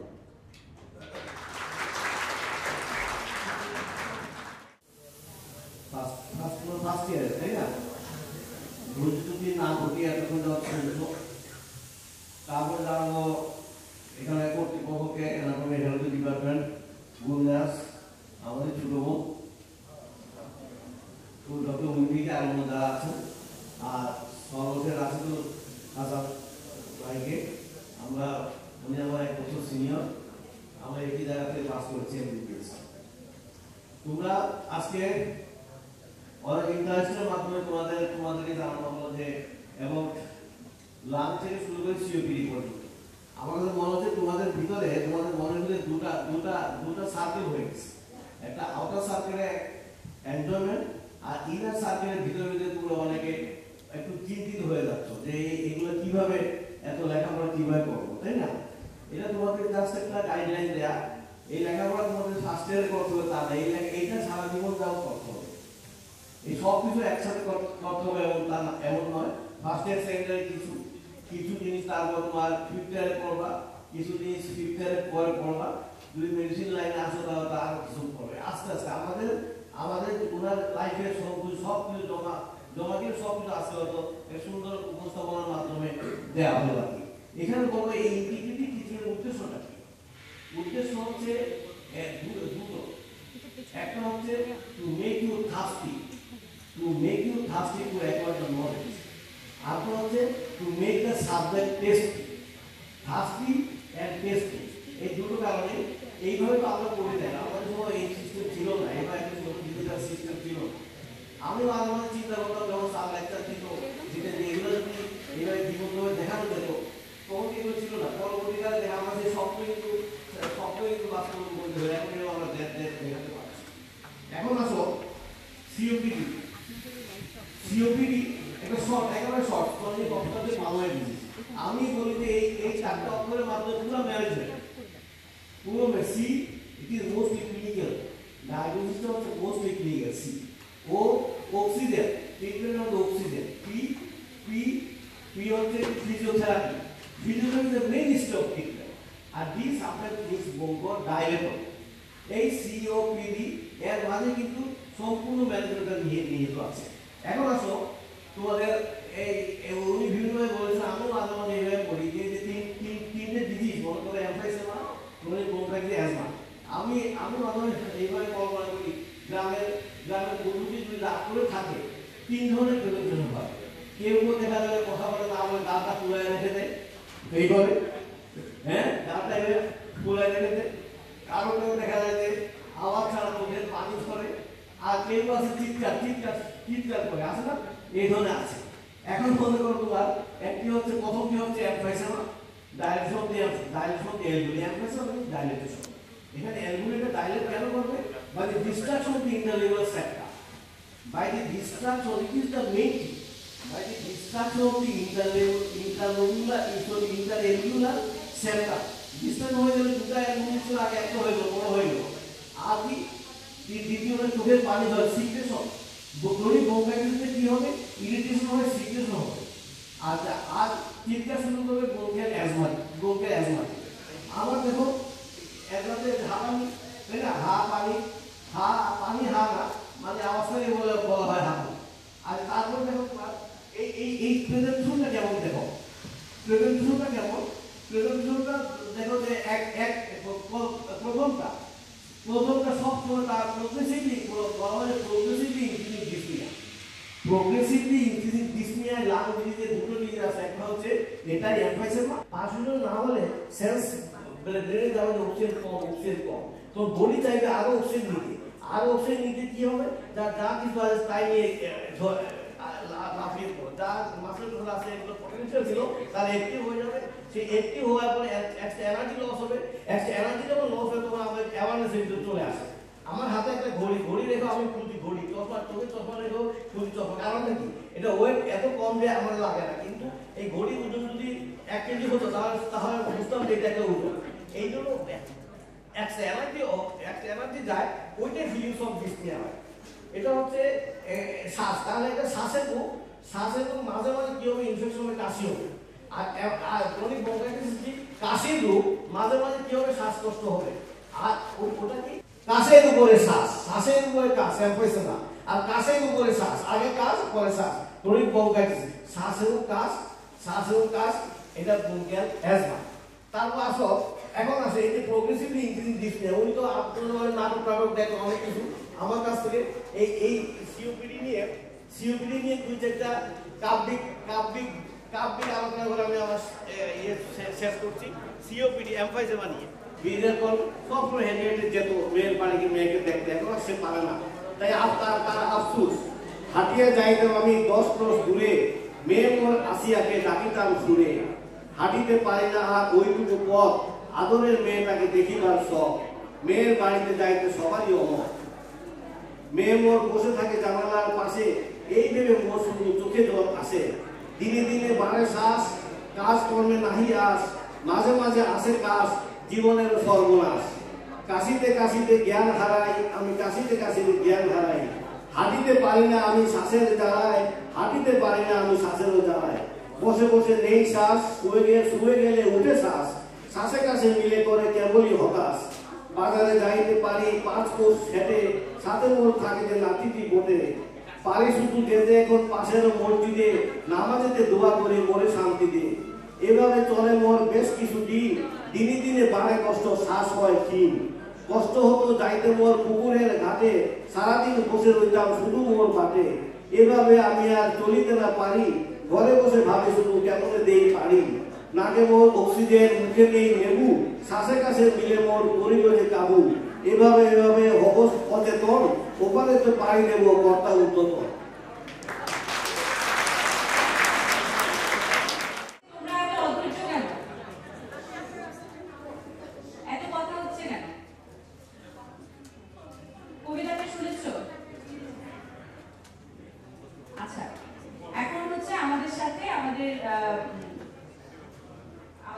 প্রেজেন্টেশনে আমাদের মেডিসিনের প্রফেসর ছিলেন, আমি ডক্টর রুবাত স্যারকে একটু রিকোয়েস্ট করছি একটু বলার। বেসিক থেকে শুরু করে প্যাথোলজি এন্ড একটা ডিজিজ পর্যন্ত কিভাবে কোরিলেট করতে হয় সেটা তোমরা আজকে আইডিয়া পেয়ে গেছো। কারণ আমাদের আরেকটা সেশন হবে। আমি সব স্যারদেরকে ধন্যবাদ দিচ্ছি আজকে সময় দিয়েছে, বেশ করে প্রফেসর রাশিদ স্যার, আপনারা মূল্যবান সময় দিয়েছেন আমাদেরকে। আই হোপ আজকে তোমরা এই লার্নিং থেকে সামনে এগিয়ে যেতে পারবা এবং ফার্দার যে ডিজিজগুলো আমরা করবো সেটা তোমরা আরো সুন্দর করে করে দেবে। Thank you very much. ধন্যবাদ। আমাদের আজকের অনুষ্ঠানের কো-চেয়ারপারসন আমাদের বেসিকের 3টে সাবজেক্ট অ্যানাটমি, ফিজিওলজি, বায়োকেমিস্ট্রি। আমি এবারে biochemistry departmental head professor doctor Mousumi Sen ম্যামকে রিকোয়েস্ট করছি তোমাদের উদ্দেশ্যে। Here, the integrated teaching program is a new addition in your medical curriculum. You know that. So it's always a challenge to adapt and implement a new system in the medical education. So here we have started this program today with this challenge, accepting this challenge, because both you, the students and the teachers, we are actually novice here. We do not oriented with these systems before, and you are also facing this system now. So if I use the metaphors, we the teachers are here the new scientists, and you are our guinea pig students. So my dear guinea pig students, you don't need to be worried about this, because it has already been proved as a very useful educational tool in the developed countries. We are very hopeful about this system. আজকে already তোমরা বুঝতে পেরেছো, খুব enthusiastic ওয়েতে তোমাদের participation ছিল. The best part was the drama that I experienced, especially the 60-year-old man guy without any dialogue, the way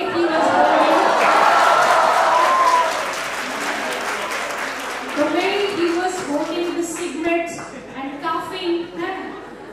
It was hard to believe that he's a non-smoker. I believe he's a non-smoker.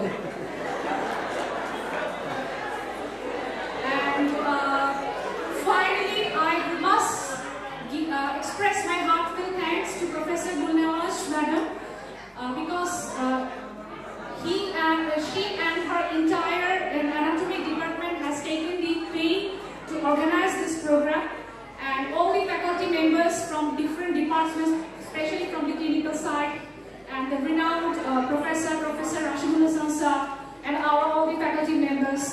The principal sir was present here, the vice principal sir was present here. I'm also expressing my gratitude to them. Take home message তোমাদের জন্য, students, take home message টা কি এখান থেকে? প্রথম take home message, আগেই পড়াশোনার কথা বলি। Integrated teaching নিয়ে যে 12টা টপিক আছে, you have to submit your assignments depending on these 12 topics, because it's a prerequisite to be eligible for the first prof exam, and there is marks which will be added in your summative exam. শুধু জমা দেওয়া না, এটার percentage, এটা জমা দেওয়া এবং এটার মার্কস অ্যাড হবে আমাদের ফার্স্ট প্রফ এক্সামিনেশনের সময়. So this is very important to be present in all these sessions and fulfill your assignments. Second যেটা বলা হয়েছে, তোমরা তো অনেক কিছু এখানে দেখলে, কবিতা দেখলে, গান দেখলে, সবকিছু দেখলে। প্রিন্সিপাল স্যার একটা কথা মেনশন করে দিয়েছিলেন, তুমি যদি একজন সাকসেসফুল ফিজিশিয়ান হতে চাও, so you have to be a good baker. Cake bake করতে হবে by appropriate or proportionate using of the flour, the eggs and the sugar. By integrated teaching, we the facilitators will help you to make the base of the cake. কিন্তু উপরের যে টপিংটা, সেখানে তুমি কি দিবে, সেটা কি whipped cream দিবে, না চকলেট দিবে, নাকি চেরি ফল দিবে, it completely depends upon you. So I hope that this integrated teaching will provide you an opportunity to learn by pleasure, and also to be a good baker and make your cake with beautiful topping. Thank you very much.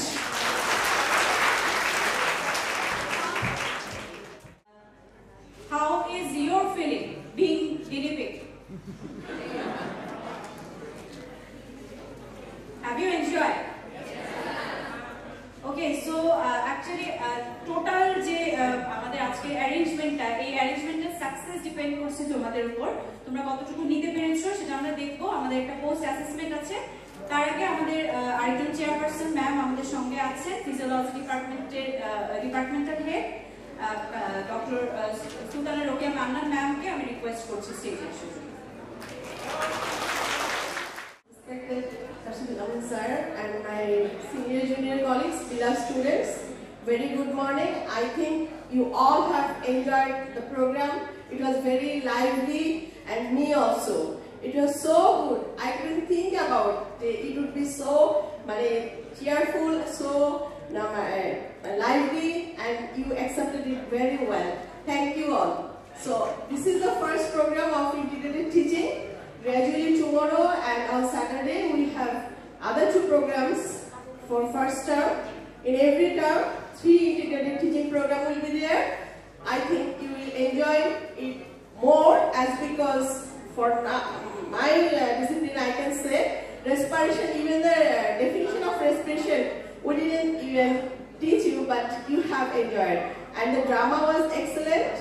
I hope your assignment will also go very well. Thank you so much. Thank you.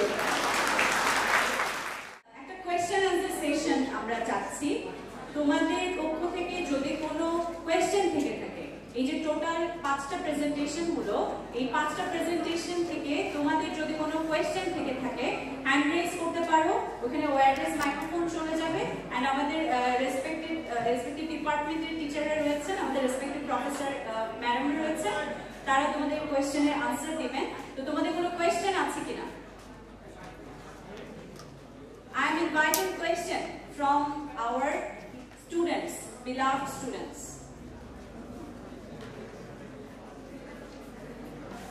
এখন বলি যে question করবে তার role নাম্বারটা রেখে দিব, তাকে extra mark দিব।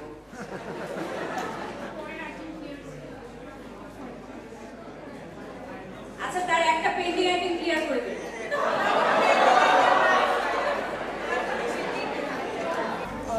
ম্যাম, COPD তো হচ্ছে ম্যাম লং টার্ম ডিজিজ, মানে অনেক বছর ধরে সময়। তুমি কোয়েশ্চেনটা কোন ফ্যাকাল্টিকে করতে চাচ্ছ? COPD treatment. আচ্ছা বলো, কোয়েশ্চেনটা বলো। ম্যাম, COPD তো লং টার্ম ডিজিজ, আর হচ্ছে ম্যাম এটা তো ইরিভার্সিবল, মিনস এটা তো ঠিক হয় না, বাট ট্রিটমেন্টটা তাহলে কেন দেওয়া হচ্ছে? ট্রিটমেন্টটা কিসের জন্য তাহলে হচ্ছে? আচ্ছা, because it's irreversible, it's not possible. Chronic disease, irreversible disease, but তাহলে ট্রিটমেন্ট করে লাভ কি? কোয়েশ্চেনটা এমন। হ্যাঁ, এরকম ট্রিটমেন্ট অ্যাকচুয়ালি করতে যায় তাহলে কি হবে? এই পেশেন্টে কি আছে, শ্বাস নিচ্ছে আর ফেলছে, খেয়াল করো তার রেসিডুয়াল ভলিউম বেড়ে গেছে। নর্মাল রেসিডুয়াল ভলিউম 1200 ml ওরা বলছে, এখন তার হয়ে গেছে 4 লিটার। কাজেই আমাদের টার্গেট হচ্ছে যদি কোনো ড্রাগ দিয়ে আমরা ব্রঙ্কোডাইলেট করে এয়ার ট্রাফিকটা কমাই দিতে পারি, তাহলে তার শ্বাসকষ্ট অনুভূতিটা কমবে। কাজে সিমটম রিলিফ, আমাদের বলছে সিমটম সাইন, সিমটম রিলিফ হবে কি করে? রেসিডুয়াল ভলিউম কমিয়ে দাও। রেসিডুয়াল ভলিউম কমবে কি করে? By bronchodilate drug. আমরা বলছি যে 2টা জিনিস হয়, একটা হচ্ছে ব্রঙ্কোকনস্ট্রিকশন আর হচ্ছে মিউকাস সিক্রেশন। মিউকাস সিক্রেশন কেন হয়? আমরা ফিজিওলজিতে পড়ছি কিনা জানি না, 2 ধরনের সিস্টেম আছে, সিম্প্যাথেটিক আর প্যারাসিম্প্যাথেটিক। প্যারাসিম্প্যাথেটিক কি সিক্রেশন করে? প্যারাসিম্প্যাথেটিক নার্ভ এন্ডিং থেকে কি সিক্রেশন হয়? অ্যাসিটাইলকোলিন। আর হচ্ছে এখন হয় না, আর হচ্ছে সিম্প্যাথেটিক থেকে হয় অ্যাড্রিনালিন জাতীয় জিনিস, নন অ্যাড্রিনালিন।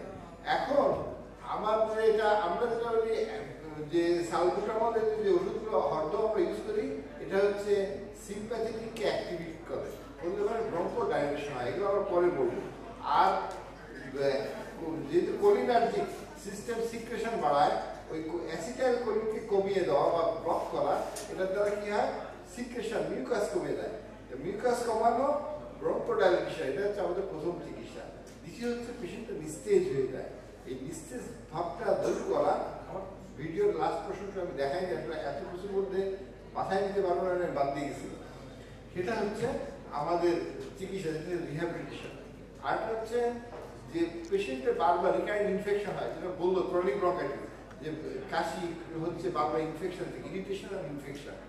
ইনফেকশন কন্ট্রোল, এটার জন্য কি করি? বছরে একটা করে ইনফ্লুয়েঞ্জা ভ্যাকসিন দিই, 3-5 বছর পর একটা করে নিউমোনিয়া ভ্যাকসিন দিই। আর যখন এই কাশির কালার চেঞ্জ হয়, তখন আমরা একটা অ্যান্টিবায়োটিক দিই, অ্যান্টিব্যাকটেরিয়াল। এটার দ্বারা কি হয়? ইনফেকশন কন্ট্রোল হলো। ইরিটেশন, ধূমপান বন্ধ করলাম, যে স্মোকিং প্রিভেনশন, ডোন্ট স্মোক। প্রথম point, don't smoke avoid smoke. Second point, take a vaccine for prevention of infection. Third point, rehabilitation, do exercise. যখন এক্সারসাইজ করবে লাংসের শক্তি মাসেলগুলোর স্ট্রেংথ বাড়বে। ফোর্থ হচ্ছে সিমটম রিলিফ। সিমটম রিলিফ কি? বাই সিমটম রিলিফ হচ্ছে by giving ব্রঙ্কোরাইটিস drug. আমি এটা সহজে বোঝার জন্য বলি যে আমরা যখন অজু করি 7টা কাজ করি। প্রথম হচ্ছে হাত ধুই। আমরা বলি যে হাত ধোয় তুমি এনভায়রনমেন্ট ক্লিন করো by avoid smoking and avoid smoke. কুলি করি মুখের ভিতরে ব্যাকটেরিয়া ক্লিন করি, মানে ব্যাকটেরিয়াকে ব্লক করো বাই গিভিং ভ্যাকসিন। তারপরে নাকটা পরিষ্কার করি, আমার বাতাসটা যেন ভালো হয়ে যায়। ঠিক সেইভাবে আমরা এক্সারসাইজ করি for taking good air. Then fourth হচ্ছে আমরা মুখটা ধুই, এয়ারওয়েটাকে পরিষ্কার করি। এয়ারওয়ে পরিষ্কার হচ্ছে by giving some medicine which are using bronchodilation, constriction থেকে ডাইরেক্ট করে, আর হচ্ছে ক্লিয়ারেন্স অফ সিক্রেশন আর ক্লিয়ারেন্স অফ অ্যান্টিবায়োটিক। হাত ধুই, যখন ইনফেকশন হয় আমরা কিছু স্টেরয়েড অ্যান্টিবায়োটিক দিই। আর তারপরে হচ্ছে মাথা মুছে করি, তার অর্থ হচ্ছে আমরা কতগুলো ডিজিজ সাথে থাকে, যেমন ডায়াবেটিস, প্রেশার, সেগুলো চিকিৎসা করি। আর দুইটা পা, আমাদের দুই পা ধুই, দুই পাতে দুই জিনিস, লাংসের দুই দিক, একটা হচ্ছে অক্সিজেন নেওয়া আর কার্বন ডাইঅক্সাইড। একটা হচ্ছে অক্সিজেন কমে গেছে, তাকে আমরা অক্সিজেন দিই। আর যারা oxygen carbon dioxide wash out হচ্ছে না, তাকে বাইপাস মেশিন দিয়ে ওয়াশ আউট করি। কাজে চিকিৎসা হচ্ছে এইটুকু 7টা পিলার। প্রথম পিলার হচ্ছে avoid smoke and smoking, second pillar হচ্ছে ভ্যাকসিন, থার্ড পিলার হচ্ছে এক্সারসাইজ, ফোর্থ পিলার হচ্ছে clearance of airway by giving some drug. যে ড্রাগগুলো আমরা ইউজ করি, একটা হচ্ছে ব্রঙ্কোরাইটিস সিম্প্যাথেটিক অ্যাক্টিভিটিকে বাড়ায়, আর প্যারাসিম্প্যাথেটিক ব্লক করে। প্যারাসিম্প্যাথেটিক সিক্রেশন বাড়ায়, যেটাকে আমরা কোলিনার্জিক বলি, যেটাকে আমরা অ্যাসিটাইলকোলিন বলি, সেটাকে ব্লক করে দিই। আর ইনফেকশনকে কন্ট্রোল করি। তারপরে আমরা অন্যান্য ডিজিজ থাকে সেগুলো ক্লিয়ার করি। আর তারপরে হচ্ছে অক্সিজেন লাগলে অক্সিজেন দেয়, আর কারোর কাছে ওয়াশ আউট করে কারোর ওয়াশ আউট। Thank you.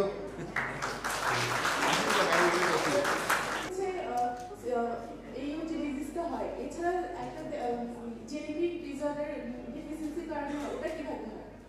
জি, ওটা কিভাবে হয় সেটা জানতে চাচ্ছি। 46, তার মধ্যে সোমাটিক কয়টা? 44, আর সেক্স হচ্ছে XY, টোটাল 46। এই ক্রোমোজোমের মধ্যে মিলিয়নস অফ জিন আছে। এই জিনগুলো থেকে মেসেঞ্জার আরএনএ তৈরি হয়, এই থেকে অ্যান্টিবডি বডির প্রোটিনগুলো তৈরি হয়। তো এইগুলো হচ্ছে আমাদের টেমপ্লেট, ওটা দেখে বডি তৈরি করে। এখন বডিতে একটা এনজাইম যেটা প্রয়োজন, সেটাকে বলা হয় অ্যান্টি আলফা 1 অ্যান্টিটিউসিন। এই এনজাইমটার কাজ হচ্ছে যখনই এটা কোনো ধোঁয়া বডিতে গেলে পরে কি হয়, ওই ঝিকি স্মোল্ডারিং ইনফ্লামেশন হয়, তখন ওখানে নিউট্রোফিল আসে, সিক্রেশন আসে, আসলে পরে বডি তখন মেকানিজম আলফা 1 অ্যান্টিটিউসিন ওইটাকে ব্লক করে দেয়। এখন নিউট্রোফিল আসলো, তার যে এনজাইমগুলো সে সাইটোকাইন, এগুলো ব্লক করার কাজ হচ্ছে আলফা 1 অ্যান্টিটিউসিন। এটা বডিতে তার জেনেটিক কারণে তৈরি হচ্ছে না। তৈরি না হওয়ার কারণে কি হচ্ছে, ওয়ান সাইডেড গেম হয়ে যাচ্ছে, বডিতে যে ব্যালেন্সটা থাকতেছে না। আর এই ব্যালেন্স না থাকার কারণে গ্র্যাজুয়ালি অ্যালভিওলার ডিস্ট্রাকশনটা যত স্লো হওয়া দরকার যাচ্ছে অনেক র্যাপিডলি হচ্ছে।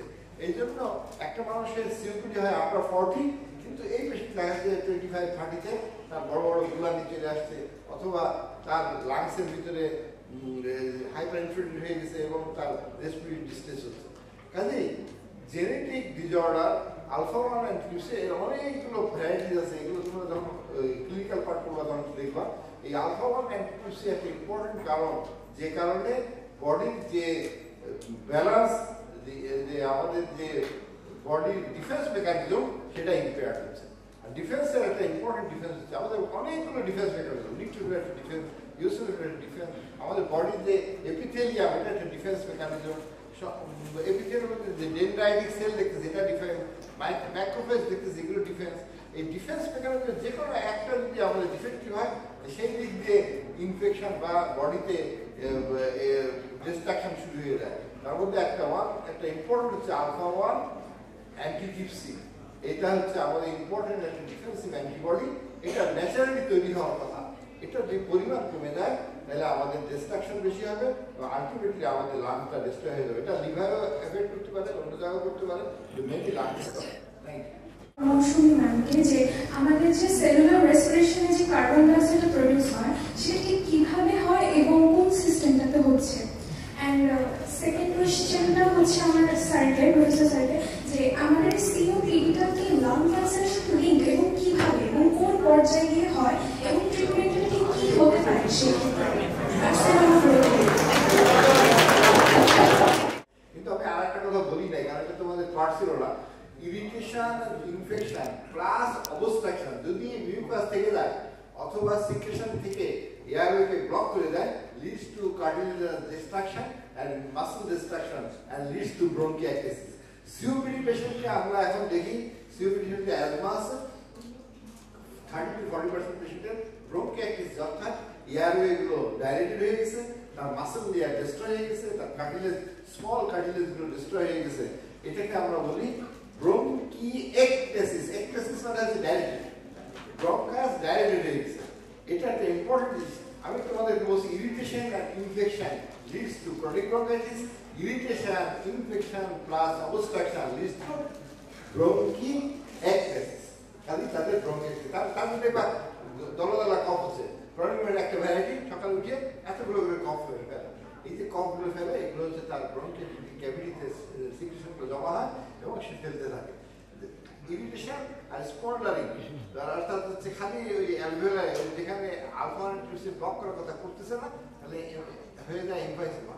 আর airway small respiratory bronchial change এবং আসলে যদি ব্লক হয়ে যায়, irritation, infection plus obstruction, irritation, infection, obstruction leads to bronchiectasis. Cartilage destruction হয় কি? হ্যাঁ, কার্টিলেজ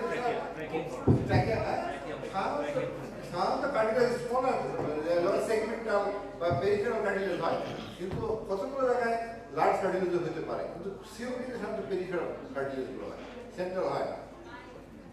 থ্যাংক ইউ স্যার। ওটা কিভাবে হয় সেটা জানতে চাচ্ছি। তোমাদের প্রিয় কাফি স্যার অলরেডি 3টা সাইকেল দেখিয়েছেন। একটা সাইকেল গিয়ে বলেছিলেন মাইটোকন্ড্রিয়াল সাইকেল। তার মানে আমরা যে আলটিমেটলি বিভিন্ন ধরনের ফুডগুলো খেয়ে থাকি, সব ধরনের তোমরা যে পর্যন্ত যেসব খাবারগুলো খেয়েছো সেগুলো খাওয়া একমাত্র কারণ হচ্ছে আমরা যে এনার্জি প্রোডাকশন চাই। আলটিমেটলি সবগুলোর ফুডের মেটাবলিজম হওয়ার পরে, টিসিএ সাইকেল অতিক্রম করার পরে, এখন এগুলো বুঝবে না মেটাবলিজম, পরে আলটিমেটলি আমরা যেটা পাচ্ছি সেটা হচ্ছে এই জিনিসগুলো থেকে আমরা কিছু রিডিউসিং ইকুইভ্যালেন্ট পাই, যেগুলো মাইটোকন্ড্রিয়ার ভিতরে রেসপিরেটরি চেইনের ভেতর দিয়ে পাস করে। তো রেসপিরেটরি চেইনের ভেতর দিয়ে যখন সেটা পাস করতে থাকে তখন আমরা আলটিমেটলি এনার্জি তৈরি করি। আমাদের টার্গেট হচ্ছে এনার্জি তৈরি করা। সেই এনার্জি প্রোডাকশনের সাথে সাথে সেখানে আমরা কার্বন ডাই অক্সাইড তৈরি হয়, টিসিএ সাইকেলও কার্বন ডাই অক্সাইড তৈরি হয়ে থাকে। তাহলে এই কার্বন ডাই অক্সাইডটা বেসিক্যালি আমরা যখন ফুড অক্সিডেশন করা হয়ে থাকে, ফুডের মেটাবলিজম করা হয়ে থাকে, সেটা যেখানে আমরা অক্সিজেনকে ইউটিলাইজ করে ফুড মেটাবলাইজ করে থাকি, সেই মেটাবলিজমে আলটিমেটলি আমরা কার্বন ডাই অক্সাইডটা পেয়ে থাকি। ইন ডিটেইলস রেসপিরেটরি চেইন মাইটোকন্ড্রিয়ার ইনার মেমব্রেনে থাকে, এগুলোর মধ্যে কোন কোন কম্পোনেন্ট থাকে, কোন কোন এনজাইম থাকে এবং কিভাবে এই ইকুইভ্যালেন্ট যেটা আমরা বললাম রিডিউসিং ইকুইভ্যালেন্টটা কিভাবে পাস করে এবং তাতে করে এটিপি কিভাবে তৈরি হয়। জাস্ট একটু ওয়েট করো, ফার্স্ট টার্মটা শেষ হতে দাও। Metabolism card, I will ask you the questions regarding respiratory chain in your exam. Thank you. Diagnosis করার সময় যে মানে ক্রনিক ব্রঙ্কাইটিস আছে নাকি সিস্টিক ফাইব্রোসিস আছে?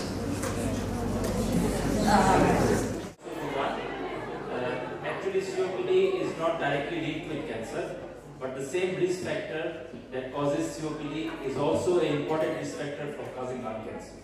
You will learn in your pathology that normal cells, they multiply and grow in a normal, regulated way, which is controlled by your genes. When there is some genetic change which causes the cells to multiply uncontrollably, that is called cancer. So this is where smoking responsible for COPD in one way, and smoking is responsible for cancer in another way. Same risk factor, but two diseases. Okay. COPD তে asthma হয়, তাহলে normal তো অনেক asthma হতে পারে, তাহলে COPD asthma normal অ্যাজমার মধ্যে কি অ্যালার্জি আর হচ্ছে নন অ্যালার্জি, অর্থাৎ একটা ইওসিনোফিল দেওয়া হয় আর একটা ইওসিনোফিল ছাড়াও হতে পারে। এটা হচ্ছে অ্যানুয়াল অ্যাজমা। এটা তোমাদের উপরে ক্লাস পড়তে হবে। অ্যাজমার রিস্ক ফ্যাক্টরের ভিতরে ধূমপান নাই, ধূমপান দিয়ে অ্যাজমা হয় না। অ্যাজমা হয় আদার রিস্ক ফ্যাক্টরস, যেমন আমরা যেটা বলি ফুলের রেণু, মাইট, ঘরের যে ধুলা, মাইট অথবা ভাইরাল ইনফেকশন, সবচেয়ে রেসপিরেটরি সিনসিটিভ ভাইরাস, ভাইরাস ছোটবেলায় ব্রঙ্কিওলাইটিস, একটা 6 মাসের বাচ্চা হঠাৎ করে শ্বাসকষ্ট নিয়ে আসছে, আমরা বলি ব্রঙ্কিওলাইটিস, তারপরে ভাইরাল ইনফেকশন হয়েছে। এই ভাইরাসে তাকে ট্রিগার করে, তার ভিতরে অ্যাজমা চেঞ্জ, চাইল্ডহুড অ্যাজমা হয়ে যায়। কাজে একটা ইম্পর্টেন্ট জিনিস হচ্ছে অ্যাজমা এমনি এজে হতে পারে, তার রিস্ক ফ্যাক্টরের জন্য ধূমপানটা আমরা অ্যাজমা রিস্ক ফ্যাক্টর মনে করি না, মনে করি আদার ফ্যাক্টর, আদার রিস্ক ফ্যাক্টর তারা অ্যাজমা করে। কারণ আমরা অ্যাজমার মেকানিজম বলছি এটা ইওসিনোফিল দিয়ে। আমরা আপনারা দেখালাম যেমন সাইক্লোনের মতো তার যে মেল সেল 2টা 3টা মাস সেল ইওসিনোফিল, এটা দিয়ে যখন সাইটোকাইন তৈরি হয় তখন সেটাকে আমরা অ্যাজমা বলি। আর যখন নিউট্রোফিল দিয়ে ব্রঙ্কিওলগুলোকে ডিস্ট্রাকশন হয়, মিউকাস সিক্রেশন হয়, গবলেট সেল হাইপারপ্লেসিয়া হয়, তখন তাকে ক্রনিক ব্রঙ্কাইটিস বলি। আর যখন আমরা অ্যালভিওলাইগুলো ডিস্ট্রাকশন হয় তখন আমরা তাকে এমফাইসিমা বলি। এখন এই ডিজিজগুলো সহ অবস্থান হতে পারে। ওটা নাটকের মধ্যে দেখাইছে যে আমরা 3 জন একসাথে থাকতে পারি, আমরা 2 জন আলাদা থাকতে পারি, ক্রনিক ব্রঙ্কাইটিস অ্যাজমা থাকতে পারে, যে কোনো 2টা একসাথে থাকলে তাকে আমরা সিওপিডি বলি। সাধারণত 90% ক্ষেত্রে 2টা থাকেই, একটা হচ্ছে ক্রনিক ব্রঙ্কাইটিস, একটা এমফাইসিমা। কখনো ক্রনিক সাথে অ্যাজমা থাকে, কখনো এমফাইসিমার সাথে অ্যাজমা থাকে, এরকম সাবডিভিশন হতে পারে। Usually asthma is a separate disease, COPD actually একটা সেপারেট ডিজিজ। এই জন্য কেউ এটাকে বলে একও, মানে অ্যাজমা সিওপিডি ওভারল্যাপ, দুটো একসাথে ওভারল্যাপ করে গেছে। ঠিক আছে, thank you. Cystic fibrosis and COPD, right? এর ভিতরে ক্লোরাইড লেভেল বেড়ে যায় এবং তার সিক্রেশনগুলো ভিসিড হয়ে যায়, সিক্রেশনগুলো ঠিক হয়ে যায়। এই জন্য মিউকাসাল ক্লিয়ারেন্স হয় না, না হওয়ার জন্য যে ব্যাকটেরিয়াগুলো ঢোকে, ওই যে আয়রনগুলো দেখা যায় না সিলিয়ারি ব্ল্যাঙ্কেট, একটা ব্ল্যাঙ্কেট থাকে, যখনই কোনো ব্যাকটেরিয়া পড়ে কোনো ডাস্ট পার্টিকেলটাকে ক্লিয়ার করে, এই ক্লিয়ারেন্স মেকানিজমটা ফেল করে ডিউ টু। এখন এই সিস্টিক ফাইব্রোসিস অনেকগুলো ভ্যারাইটি আছে। ইউজুয়ালি চাইল্ডহুড, ছোটবেলা থেকে আমরা কাশি শ্বাসকষ্ট আসে, আমরা সোয়েট টেস্ট করি, পজিটিভ হয়ে যায়, তাহলে আমরা বলি এটা সিস্টিক ফাইব্রোসিস। কখনো কখনো অ্যাডাল্ট সিস্টিক ফাইব্রোসিস পাই আমরা, সেইগুলো হচ্ছে বয়স্ক মানুষ বায়োলেটারাল এক্সটেন্সিভ ব্রঙ্কিয়াইটিসে চলে আসছে। আসলে এগুলো হচ্ছে নেগলেক্টেড কেস, গ্রামে গঞ্জে থাকে, এগুলো কোনো ডায়াগনোসিসের জন্য আসে নাই, খুব বিপদে পড়ে এসে আমাদের কাছে আসে, তখন আমরা ওদের সোয়েট টেস্ট করে দেখি হাই ক্লোরাইড লেভেল, তখন আমরা বলি অ্যাডাল্ট সিস্টিক ফাইব্রোসিস। কিন্তু এর সাথে রিস্ক ফ্যাক্টর দেখতে হবে। যদি সে স্মোকার হয়, সে যদি স্মোকিং এনভায়রনমেন্টে কাজ করে, তাহলে অ্যাসোসিয়েটেড সিওপিডি থাকতেও পারে। আমি বললাম যে ইরিটেশন আর ইনফেকশন, ক্রনিক ব্রঙ্কাইটিস হলে আর তার সাথে অবস্ট্রাকশন, যে কোনো অবস্ট্রাকশন হলেও ব্রঙ্কিয়াইটিস হয়। খালি ঠিক সিক্রেশন, যেটা সিস্টিক ফাইব্রোসিসের প্রধান জিনিস হচ্ছে সোয়েট ক্লোরাইড কম থাকে এবং সিক্রেশনগুলো ঠিক হয়ে যায়। ঠিক সিক্রেশনের কারণে মিউকোভিসিডোসিস বলে, ইন্টেস্টাইনের মধ্যে অবস্ট্রাকশনের ফিচার নিয়ে আসতে হয় ছোটো বাচ্চা, কখনো প্যানক্রিয়াটাইটিস নিয়ে আসে, কখনো এই যে লাংসে ব্রঙ্কাইটিস আসে। খালি একটু ডিফারেন্সিয়েট করার পয়েন্ট হচ্ছে একটা হচ্ছে জিন টেস্ট, আরেকটা হচ্ছে জিন টেস্ট করার পদ্ধতি আছে, জিন দেখা যায় যেটার মধ্যে সোয়েট আছে কিনা, সিস্টিক ফাইব্রোসিস আছে কি নাই। আরেকটা হচ্ছে আমরা সোয়েট টেস্ট করি, ক্রনিক ব্রঙ্কাইটিসের সোয়েট টেস্ট ফলস পজিটিভ হয়। সমস্যা এগুলো তোমাদের পরের ক্লাসে পড়বা। যেটা হচ্ছে ইম্পর্টেন্ট, স্মোকিং বা ধোঁয়া 40 পরে কাশি, কাজেই এটা হচ্ছে সিওপিডি। আর বাচ্চা বয়সে জন্মের পর থেকে কাশি, এটা একটা ইম্পর্টেন্ট কারণ হচ্ছে সিস্টিক ফাইব্রোসিস। শান্ট হয়ে যাচ্ছে, কাজে গ্র্যাজুয়ালি দেখা যাচ্ছে তার হাইপক্সিমিয়া হচ্ছে, হওয়ার কারণে কি হচ্ছে, তার ইরাইথ্রোপয়েটিন লেভেল বেড়ে যাচ্ছে, বাড়ার কারণে পলিসাইথেমিয়া হচ্ছে। তার অক্সিজেন কম হওয়ার কারণে পেরিফেরাল, এটা নিয়ম, যেখানে অক্সিজেন পেরিফেরি থেকে পড়বা পরে, যে পেরিফেরিতে অক্সিজেন কম হলে ভাসো ডাইলেশন হয়, আপনার ভেসেলগুলো ডাইলেটেড হয়ে ব্লাড সাপ্লাই বাড়ে। লাংসের যে উল্টা, অক্সিজেনকে কনজার্ভ করার জন্য বন্ধ কনস্টিটিউশন হয়, এই জন্য পালমোনারি হাইপারটেনশন হয়, হওয়ার কারণে কলপালমনি হয়। কলপালমনি হচ্ছে রাইট হার্ট ফেলিওর। কাজে একটা থেকে একটা, এটার জন্য অ্যানোরেক্সিয়া হয়, খাওয়ার রুচি কমে যায়, মাসেল ওয়েস্টেজ হয় এবং তার অস্টিওপোরোসিস হয়, তার হাড্ডিগুলো সব ক্ষয় হয়ে যায়, ক্ষয় হয়ে যাওয়ার কারণে দেখা যায় যে আমার একটা পেশেন্ট ছিল, আমার বাচ্চার যে টিচার, একদিন হঠাৎ করে হিপ ফ্র্যাকচার হয়ে গেল। ক্যালসিয়াম লেভেল দেখলাম যে ভিটামিন ডি লেভেল মাত্র 10, ভিটামিন ডি দেওয়া হলো, সিউরি অনেক চিকিৎসা করতেছে। এসে আমাদের বলতেছে এতদিন পুরো সিউরি চিকিৎসা করলেন, আমাদের অস্ট্রিওপোরোসিস পা ভেঙে গেল, আপনি এদিকে কেন খেয়াল করলেন না? কত ইম্পর্টেন্ট কথা। অর্থাৎ একজন ডাক্তার সেখানে খালি একটা লাংস নিয়ে থাকবে এটা না, সে পুরো মানুষের চিকিৎসা করবে। এই জন্য সিওপিডি একটা পুরো সম্পূর্ণ মানুষের অসুখ। সেই মানুষের ভিতরে অস্টিওপোরোসিস হয়, তার মধ্যে স্ট্রেস আলসার হয়, গ্যাস্ট্রিক রিফ্লাক্স হয়, স্লিপ অ্যাপনিয়া হয়, ঘুমের মধ্যে অক্সিজেন পায় না। দেখছো স্লিপ অ্যাপনিয়া? নাক ডাকতে ডাকতে আটকে গেল, স্লিপ অ্যাপনিয়া। স্লিপ অ্যাপনিয়া ঘুমের মধ্যে নাক শ্বাস বন্ধ হয়ে যাওয়া, স্লিপ অ্যাপনিয়া। এটা সিওপিডি 43% পিপলের সিওপিডি স্লিপ অ্যাপনিয়া হয়। কাজেই আমরা এটা একটা মাল্টি সিস্টেম ডিজিজ বলি, এটা এখন আর রেসপিরেটরি ডিজিজের মধ্যে পড়ে না, কিন্তু যেহেতু রেসপিরেটরি মেয়ে এই জন্য রেসপিরেটরি চ্যাপ্টার আমরা পড়াই। ঠিক আছে, থ্যাংক ইউ। প্রেজেন্টেশন রান করতে করতে তোমরা কোয়েশ্চেন লিখে ফেলবা, ঠিক আছে? আজকে তখন আমরা কোয়েশ্চেনগুলো কালেক্ট করব, যেগুলো মোস্ট রিলেভেন্ট, সেই কোয়েশ্চেনগুলোর আনসার আমাদের রেসপেক্টেড টিচাররা দেবেন। আজকের মতো কোয়েশ্চেন আনসার সেশনটা এখানে শেষ করতে হচ্ছে, কারণ আমাদের তো প্রত্যেকটা সেগমেন্টের টাইম বাইন্ডিং আছে না। সো আজকের মতো কোয়েশ্চেন আনসার সেশন শেষ হচ্ছে। তোমাদের যদি আরো কোনো কোয়েশ্চেন থাকে সেগুলো রিটেন কপি দিও আমাদের কাছে, ওইটার আনসারটা হয়তো বা তোমরা ক্লাসে, লেকচার ক্লাসে অথবা স্যারের কাছে গিয়েও শুনে আসতে পারো, ঠিক আছে? আমাদের টিচারদের ডোর তো অলওয়েজ ওপেন তোমাদের জন্য। Now I would request our respected Professor Dr. Collage Begum ma'am to conclude the session. Respiratory tract. Why we're talking about the histology of the respiratory tract, and why we were talking about the nerve supply of lung. So repeatedly we asked you what is the function of the sympathetic system over lung. আমি কিন্তু ক্লাসে জিজ্ঞেস করি, আমরা পরীক্ষার সময় we used to ask. So কি বলো তখন তোমরা আগে vasodilation. But no, you are talking about the lung. So you have to keep inside your brain. You have to think about the lung and the respiratory tract. The prothom answer is either bronchodilation or bronchoconstriction. So Sam was telling about, you asked a question, that was a good question. যে broncho যদি হয়, যদি আমাদের COPD কি drug আমরা use করব। তো একটা জিনিস we can learn from here, that আমরা দেখেছি যে sympathetic is bronchodilator. We don't know about the acetylcholine and adrenaline now, because it will be taught by, I think, the physiology department later on. So what should be your answer? Madam, আমরা তো sympathetic কে enhance করে এমন drug দিব, which we call sympathomimetic drugs. And we all know that parasympathetic is secretomotor. মানে কি? It increases secretion. তাহলে we want to decrease the secretion. I know there are goblet cells, mucus secreting cells. So আমরা চাই secretion কমায়। তাহলে কি? We have to inhibit the parasympathetic activity.